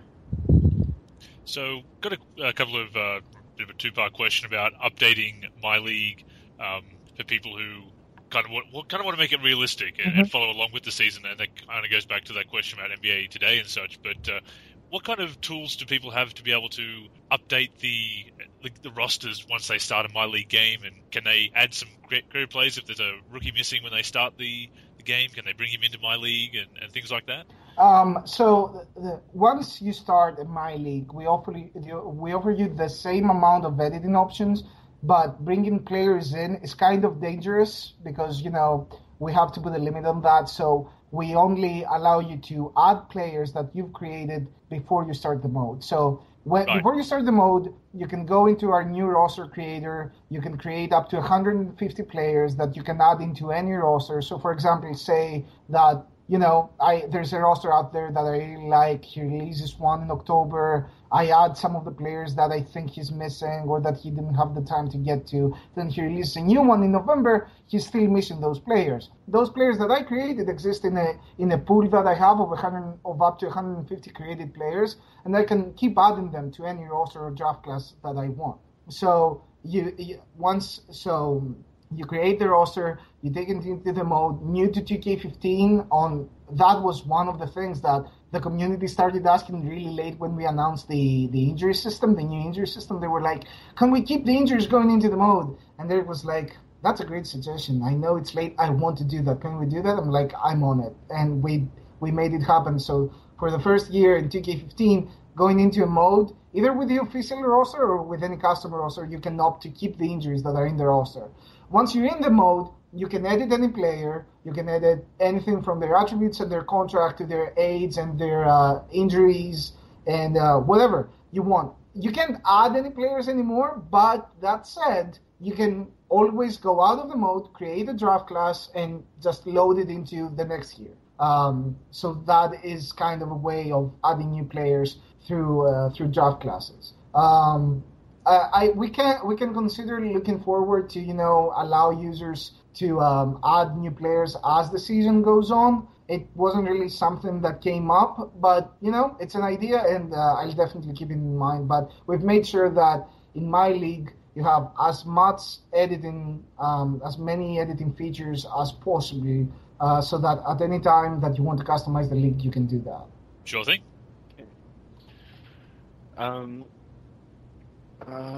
There's a couple that I forgot personally. That was all the community ones that I had. Mm-hmm.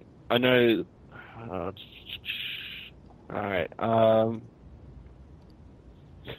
This one was sort of one I was coming up with a couple of days ago. Obviously, particularly with the new consoles, and purely looking console perspective here, all users here. With the microphones or Kinects that the users have in that, we've seen how in 2K14, if you swore, you can sometimes get a tech, but in terms of the press conferences or courtside interviews or talking with the managers and the team, will there ever be an ability with that? Not so much, well, not obviously expecting it this year, but next year or beyond kind of possibility, or is the technology not quite there yet? No, because sorry, go on. We've tried to utilize both the Kinect and the PlayStation camera, and one of the ways that you could use, for example, the Kinect last year was to call certain stuff while in gameplay. It's a fun idea to consider, just putting more of the control, like being able to answer to a press conference using your voice. Then again, you have to consider all the different variations of the way you or me might answer to the press and what the game should interpret that as. So yeah, it's an interesting idea. Yeah, and it's kind of easier said than done.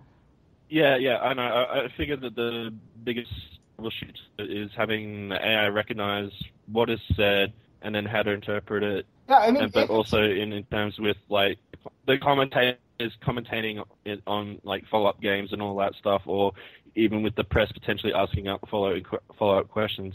Yeah. But from what I heard a little bit earlier in what you said, does sound it's a little bit more in depth than it was last year, and hopefully eliminates a lot of the repetition and all that stuff that was in last year's one and that. And for me, I know last year that with the big selling point of the feature, and that was the real voices with the NBA players. But when you're in like my career mode, you never got asked by like Doris and all that stuff about any of the questions and all that. So I get that. Yeah, that's sort of where I was sort of picturing that sort of thing going. Yeah, no, I get what you're saying, and we haven't talked about my career yet, so I can really go on depth into that. But I know that we have a lot of exciting stuff to talk about once we release the information on that. And I know based on what we've discussed in the past and what I've seen you request, I think you'll be quite satisfied. But that's as far as I can go right now. Sure. That's all right. We mentioned NBA Stats Tracker before, and we know how you love the stats and everything. And we have a question here. As far as actually being able to get into all the stat screens in MyGM and MyLEAGUE this year, has anything new been added? Some new cool stuff? Split stats, playoffs, per possession, that kind of thing?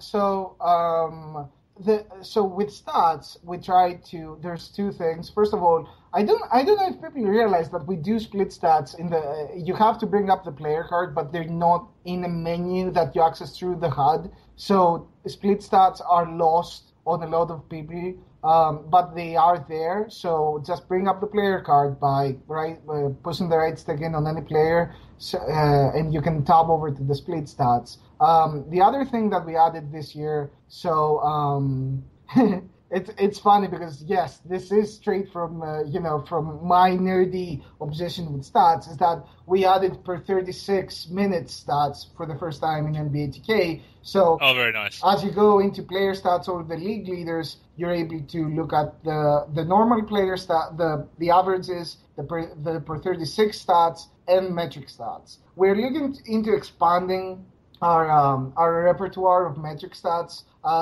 and the problem with a lot of them is that the documentation about them isn't publicly available. Like you have, the websites and services have devised their own metric stats, and they only sell you, what the player's score on that is, in their reports and their spreadsheets, but they don't give you any clue as to what the formula is. But we are looking into making that more varied, and the first step was to this year add per 36 stats, so that for people that don't know, per 36 stats are the stats that the player would have was he to play 36 minutes per game, and that's a good measure to realize if you've been underutilizing the player. Like if you've been playing a player 15 minutes, maybe he's producing at the same rate as a player that has been playing 30 or 35 minutes. That doesn't necessarily mean it's going to translate once you give them more minutes. Maybe his stamina is low,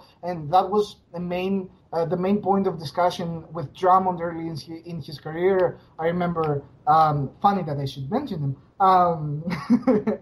So yeah, that was the main point of discussion with Drummond was he was being utilized only for 25 minutes per game, and his per 36 stats were amazing. And but there was still the question. He looked exhausted as soon as he was on the court for more than 7-8 minutes. So the question was, yes, his per 36 stats look amazing, but can he play 36 minutes and ever reach those stats? So you're gonna have to take that with a grain of salt. Per 36 stats can be really useful, which is the reason we've added them.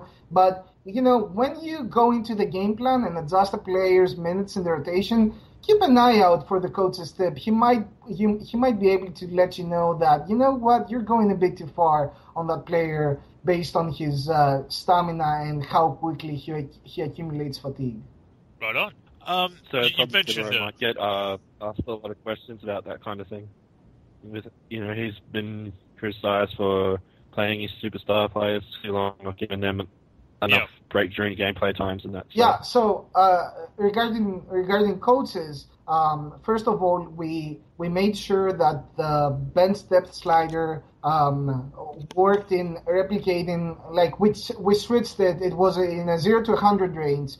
And we switched it this year to be in a range that actually makes sense to the user directly. So it's now 5 to 13. So you can utilize as many bench players as you want, and we've made sure that coaches have different personalities. Some of them will use 4 players off the bench.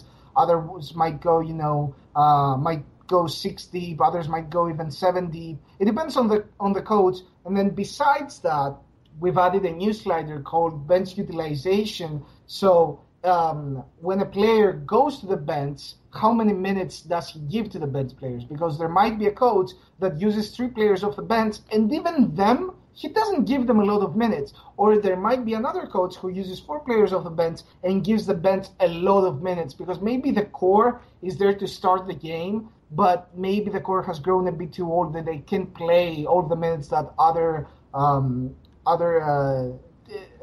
players might be able to play in that position. And I spent some time trying rotations. Like, if you spend time studying real life rotations and how coaches handle different players and how different coaches handle the same players, it's a huge data set.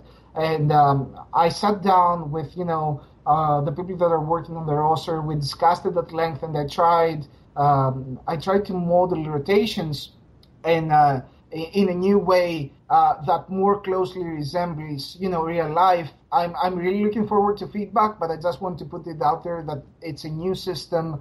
And for example, one of the main things I wanted to see, and I was glad to see in the game, was that you have a starter in a position who is really close in overall and in his skills to the bench player coming in from that position. No longer will the starter just get 35 minutes because he's the starter. The minutes between those 2 players will be split because their abilities, their skills are, kind of similar to each other.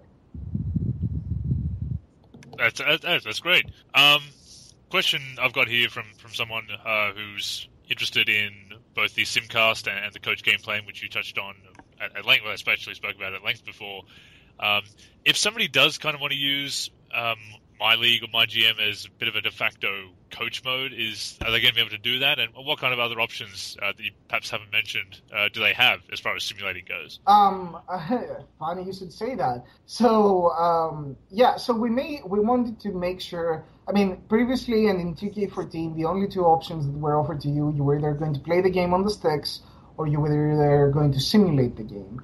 So this year, what we did was we added a new feature called Simcast, which allows you to simulate through the game in a much slower manner. At any point, pause the game, adjust any part of your game plan. So how many minutes will the players get in the remainder of the game, the POEs, the defensive matchups, which are your main scoring options, which is something we brought over from Total Sim Control. And you can pause and adjust your strategy at any point in the game. And if things get too tough and you want to take over in the sticks, you can do that. You can pause the game. 2 minutes left in the fourth. The game is too important to lose. You can jump in, go on the sticks, play the remainder of it. Which is something that was requested a lot. So I'm really glad to see it this year in 2K15. Yeah, a lot of people I've seen are really liking that. Yeah, the intervention options. I get that. Like, I remember a design meeting, one of the earliest design meetings that I was part of, and we were, discussing play game versus simulated games. And the look I got when I said that I play all 82 games in 12-minute quarters, you can't imagine. Like, I was like, they were looking at me as if I was crazy, as if I needed to be hospitalized. It's, and it's fair. I get that. Not everyone is as crazy as me to devote so much time being on the sticks in franchise mode, but that we did understand that, and we did realize that just simulating a game and seeing the result, even if you could use the coach game plan before the game to set it up just like you wanted, was too shallow. Like, you had no control throughout the game. So now with Simcast, you get much more control. Pause the game at any time, adjust your strategy, and at any point that you want to get on the sticks, you can go in and do that. So yeah. Quick functionality question that we've had someone ask: are you able to skip through draft pick announcements and other cutscenes and whatnot in both modes? If you're feeling impatient, and I can relate to this because sometimes I just want to get through and play. Yeah, so the design is, as far as I know, as far as I can remember, the design is that you can skip a draft announcement and go quickly to the next one, pressing Y on the Xbox controller or triangle on the PS4 controller. So if that doesn't work, just let me know. But yeah, you should be able to skip the announcements one by one in the NBA draft. And a chance that this may be difficult to answer, being going into the future games territory, but the possibility that MyLEAGUE and MyGM saves could be transferred year to year, so that you could kind of pick up where you left off. We know that people have been asking for it, and I have to say, one of the smartest colleagues at work has been working on our save system this year, and we made huge strides, and it helped us, test the game much more extensively. I don't know if we're going to get to that point, but it's something that we know has been requested, and it's on our list. I can't comment though if it's going to be in the game at some point. Absolutely. I'm just trying to think of some of the other questions that I had. I think we've run through all of the community questions. Hopefully we've done right by our community in asking those. We did get a lot of questions, so thank you to everyone who responded very quickly, since we are recording this not too long after we put out the call for questions, so people were very quick to get them. So that was... I also did the sudden trick of stopping to respond to questions. So yes. There was that too that helped. But yeah, I really hope that we went through a lot of questions, and I went on that huge monologue for an hour, an eon, for describing all the new features in the game and bringing up in-season training that I really thought went under the radar, which was disappointing because I was so excited about it. And I'm really excited for you guys to try it out and give me your stories on how you develop your teams. But as you can see, both me and Dave Z have been really active trying to answer your questions. And I have to say, we went over, at the start of the podcast, we went over the poisonous part of, the poisonous users that just are trying to grasp at straws just to hate on the game. But that really underestimates and understates the amount of the community that was constructive with their feedback for 2K14, and that is showing its appreciation for 2K15 in what we've released so far. So I have to say, I said it on Twitter, and I have to say it again, 2K15 really feels as a game that came from the community. We've done so much stuff straight out of wishlist. People that were in the community and that are now part of VC, me, Mike, the Czar, so many things that were ingrained into the hardcore mindset, the sim mindset of the community. So many things making it into the game, and little things like remember the thread about the accessories that will be automatically assigned to players on injuries, which was another one of the cool rabbit hole things that John and I were discussing, creating a modding tool for back before, me joining VC wasn't even a possibility, and it's now in the game. Like really small things that we wanted the community feedback on, and we got it. And I don't want to understate how much the community affected the development to K15, and I really believe it shows in everything we've discussed so far and all the announcements that we've made. And it's funny when I think of how much stuff we haven't announced yet, how much excitement there's going to be when we go into, my career and my team and everything else that is in the game this year.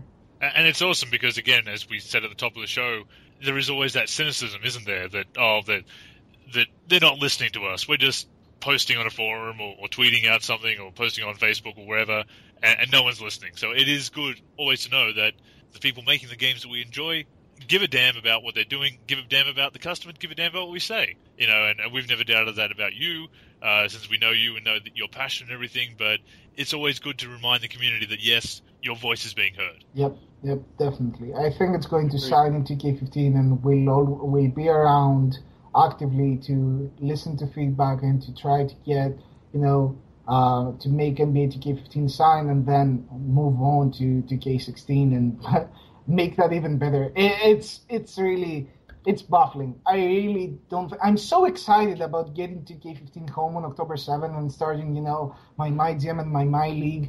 And I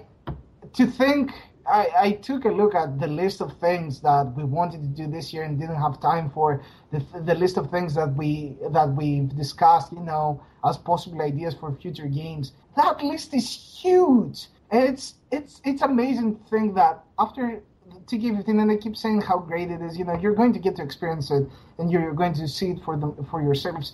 It's amazing to think that there's so much room to grow MyGM and MyLEAGUE into even more amazing modes. I just checked the forum. I do need to sneak a couple of questions in about the some of the logic, the under the hood stuff, just from a SimNation member, JStash23. Okay. Shout out. Mentions the. Sorry, just looking at the paragraph here. Blah, blah, blah. Okay, yeah. Teams with great talent that are rated really well and should be winning in simulation or whatnot, having really bad records. Has that been cleaned up a bit? And some of the logic about coach ratings and the hiring and firing, things like that. If you're able to explain that, what kind of improvements have been made to make sure that things play out. I mean, with these modes, you talk about realism, but it's its own reality, so it's hard. But things that are perhaps logical, things that we're likely to see in real life, and what kind of tweaks have gone into the logic, I guess, under the hood. Mm-hmm. So, first thing, I'm looking at the thread myself, and one thing that he's saying is that he's seeing the results being kind of skewed in 14 and 29 game seasons. I'm going to say it's things. It's one of the reasons might be that teams don't have as many games to get as many wins against the teams that they would be winning against. So we've mostly been tuning for 82 game seasons, and we've been really happy with the results. Dave was mentioning that not only did we tune the simulator to some of the issues that the community has been complaining about, for example, players not being in the double digits for assists, even though the NBA has grown to that point. We've tuned things like that, and in our simulations over 80 years, we saw teams go in the 65s as far as wins go, down to the 22s. So there's a huge variation. I remember it being a complaint a few years ago that a lot of teams were around 500. There's a huge differentiation as long as there's the disparity of talent in the league. There's going to be a disparity in the results as well, and we're pretty satisfied with the teams that make the playoffs, the teams that actually win the playoffs, the variety, because you don't want you want the game to be deterministic in a lot of ways, but you don't want it to be completely predictable. Not all things are equal. Different injuries are going to happen to different players. Different setbacks are going to happen to different teams. Teams will develop in different ways. They'll adjust their strategies. Some of them will fail. Some of them will succeed. So not every simulation is going to be the same. But overall, looking at the numbers, looking at the award winners, which teams make the playoffs, how the series develop, who wins the playoffs, we're pretty satisfied. Then again, if you see a trend forming, I keep saying that when people report issues, and that's a good thing to throw out to the community. When you report an issue, if you only saw it once, it might just be that the circumstances were that to cause the issue. So, for example, a strong team, an anomaly, basically. Yeah, a strong team missing the championship or getting knocked out in the first round of the finals. Maybe one of their major stars went down with an injury. Did you look at that? Maybe they had injury issues beforehand. Maybe one of the players of the other team just went on fire because of some interaction. There's a lot of things that add to the unpredictability. But that said, on average, and what the trends we want to see are always realistic. So if there's an outlier here and then, that is not an issue. That wasn't an issue to us as we were tuning, because we see plenty of things in the league go in a completely unexpected manner. But as long as the average and as long as the main trends that we were seeing seemed realistic and satisfactory based on the ratings and the rosters, we were really satisfied. We have tuned more things and tweaked more things and worked on more things that I could ever mention in the length of the podcast. So I really believe we have made huge strides in a lot of ways. But again, I'm really looking into the feedback. As far as the second part, like coaching ratings and hiring and firing, staff members have been, have seemed like an afterthought, not just to us, but to a lot of the users as well. But we've tried to break that cycle by making them way more important this year. Both your coaches will be important in the recommendations that they make, as far as, your strategy, and when coming to you representing the players on issues. Your assistant GM will be able to handle some of the conversations for you. Like if you really don't want to spend time talking to a player about an issue they've been having, you can delegate that conversation to your assistant GM. But you want a skilled GM if he's going to be interacting with the players instead of you. Because if you get an awkward GM that is really not experienced in how to interact with players, you might get some players pissed off. You might want to take matters into your own hands. Your scout is really important. I discussed, prospect scouting and pro scouting. The better your scout, the more reliably the results you're going to get in pro scouting, the more strengths and weaknesses he will be able to mention right off the bat. So you can, of course, GMs don't necessarily need a strong staff in all categories. So if you as a user are great, have a keen eye for reading ratings and reading a player's strengths and weaknesses, you might not need a strong scout. But if you're not that familiar with the league and you don't have that ability, you might want a strong scout on your team. So we've really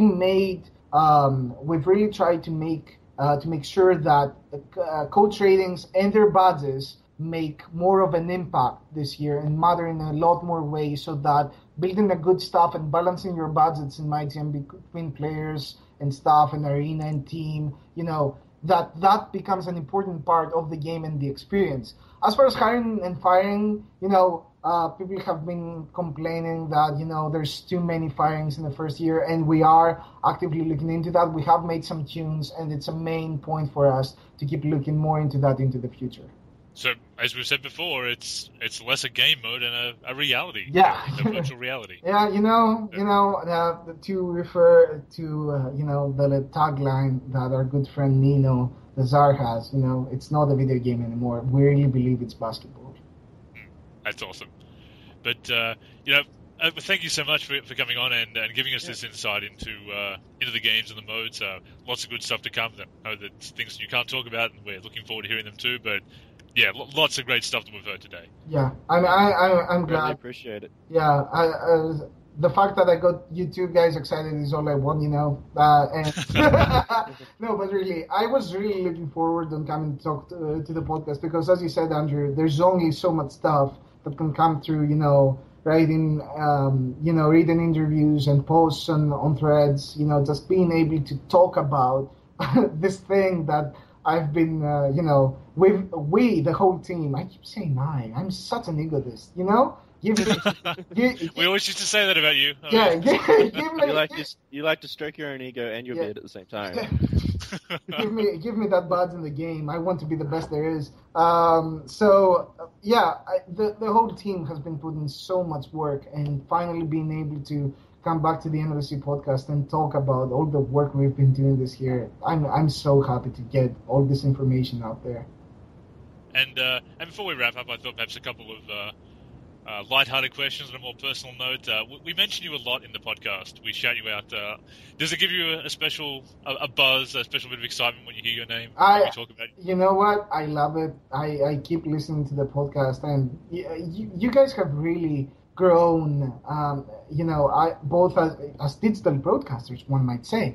I like that, you figured out the podcast and what length it should have, the topics it covers. I know you've been getting, interviews from across basketball gaming. It's great to see, what we started 2 summers ago grow into such a big thing, and I really hope it keeps influencing, and the NLSC keeps influencing the industry as much as it has, given that, you're getting people on your show, you're getting people to get hired kudos to all of us for being part of this community and being able to run something so awesome. And kudos to you guys for running the podcast, which makes me proud to hear you give me a shout out, because I know that we've grown a friendship over the years, that we've been talking to each other and that we've been interacting through the NLSC.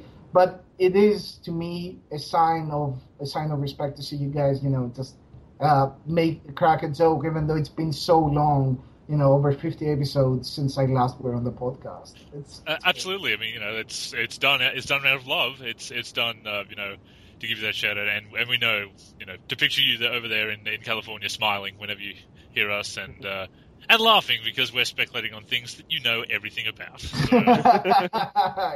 That is a satisfying feeling, I have to say. And you've been credited within the community for bringing Next Gen to PC. Yes. So you can just take credit for that, and anything good basically is got the Leftos, credit to it. And someone said, some really weird Greek mind control right there to get them to release Next Gen on PC, and I have to say, that's a lot of Uzo. A lot of Uzo. Yeah. Shit, just get him drunk enough and here, sign this contract thing and stating that, PC version will get Next Gen. Yep, I can't comment on it, but that's pretty much exactly how it happened. Did you enjoy Piston Nation? Your fellow Pistons fan posted that the alteration of your time has come. Yes. Post with your cartoon face on it, and That was yep. I love that. It's not.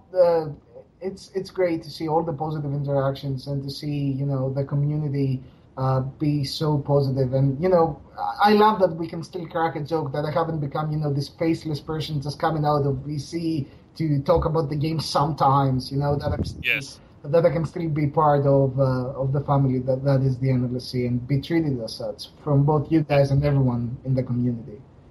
And always welcome, and hope that you always know that and appreciate that we appreciate you. Yes, I guess. Yes.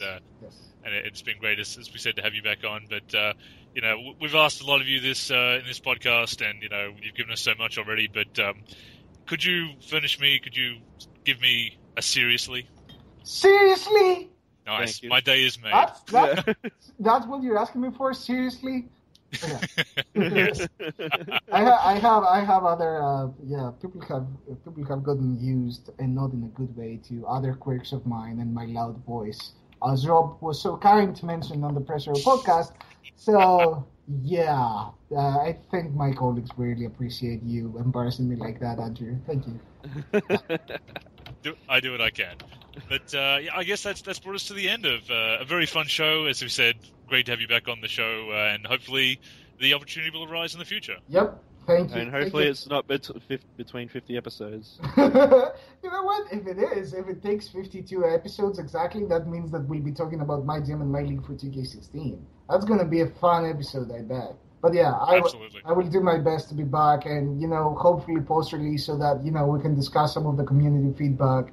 And I'd love your ideas. After you've gotten some hands-on time with the game to see, where do you want us to go next? What you've been enjoying, what you might have not been enjoying as much, because as you saw and as I've been saying, all the feedback from 2K14 really influenced the making of 2K15. Right on. And we will continue to give you that feedback, and I know you'll be listening. And you mentioned Desires Creed. Don't play video games, play basketball.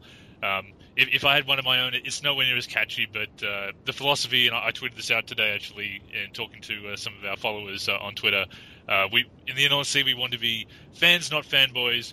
Critics, not bashers. Nice. And that's nice. Basically, That's a good one. Yep, that's exactly what I love. That's the mindset. That's a game winner there. You just nailed it. Yep. And that's, as Scott O'Galley would say, #winners win. Yep. That too. So, that too. So we got a lot of good philosophies in our community, and as always, don't be a jerk when talking to the developers, because especially our good friend Leftos. There's nothing to gain. That's all. If you're a jerk, all you're going to do is flood my timeline. So the good ideas will just get flooded under you being a jerk. So there you go. Yeah. You're actually making the game worse. if you want to be that person, Yeah. shame on you. Congratulations. You win the internet. Yes, but fortunately, most of the fans, have got some good head on their shoulders straight and everything, and of course, we are looking so much forward to the games coming out on the October 7th, whether it's next gen or last gen, or current gen, last gen, but certainly all the best stuff on PC, Get PS4, the game on X1. PC. It's going to be in current gen, and you know it, and you're going to love it. Well, Master Race, we've said it so many times, but I never said that, but yes. Yeah, just to be clear, that was us. Yeah. So yes, that does bring us to the end of episode number 95, our chat with Leftos, our good friend, former NLSC staff member, and current 2K15 producer. Thank you so much again. If you enjoy... I'm not a producer, Andrew. Thanks for mixing up my role at the very end of the podcast. You're not a producer? I'm an developer. I'm an engineer. Semantics, man. Semantics. Sure. That guy that works at NBA 2K15. Yeah. He did something. He look at him ignoring all the people who want online stuff. Yes, so it does bring us to the end of the episode. As always, we invite you to subscribe to us on iTunes. If you, we do this every week, so if you enjoy what you heard today and what you've heard recently, subscribe.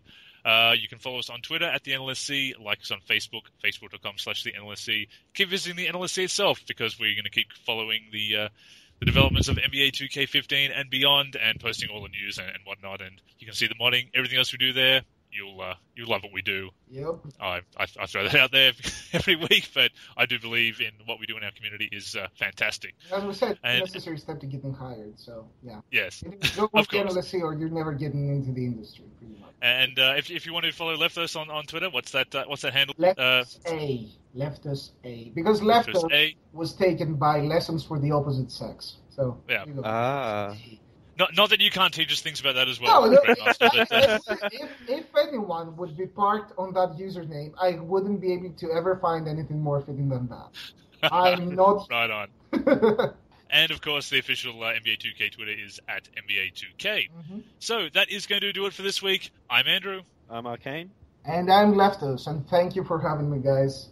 And thank you, and join us again next week. See you guys. See you guys, and hope you enjoy the second coming of the Bearded One. Oh boy. The Revenge of Leftos. The Attack of the Beard, all the Star Wars sort of episode.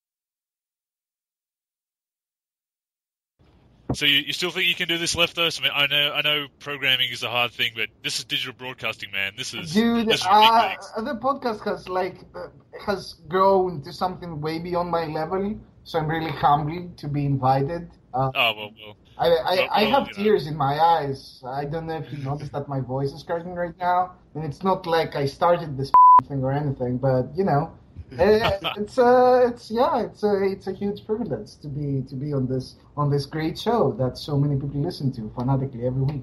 So thank you for now we have our outtake for the end of the episode. So fantastic.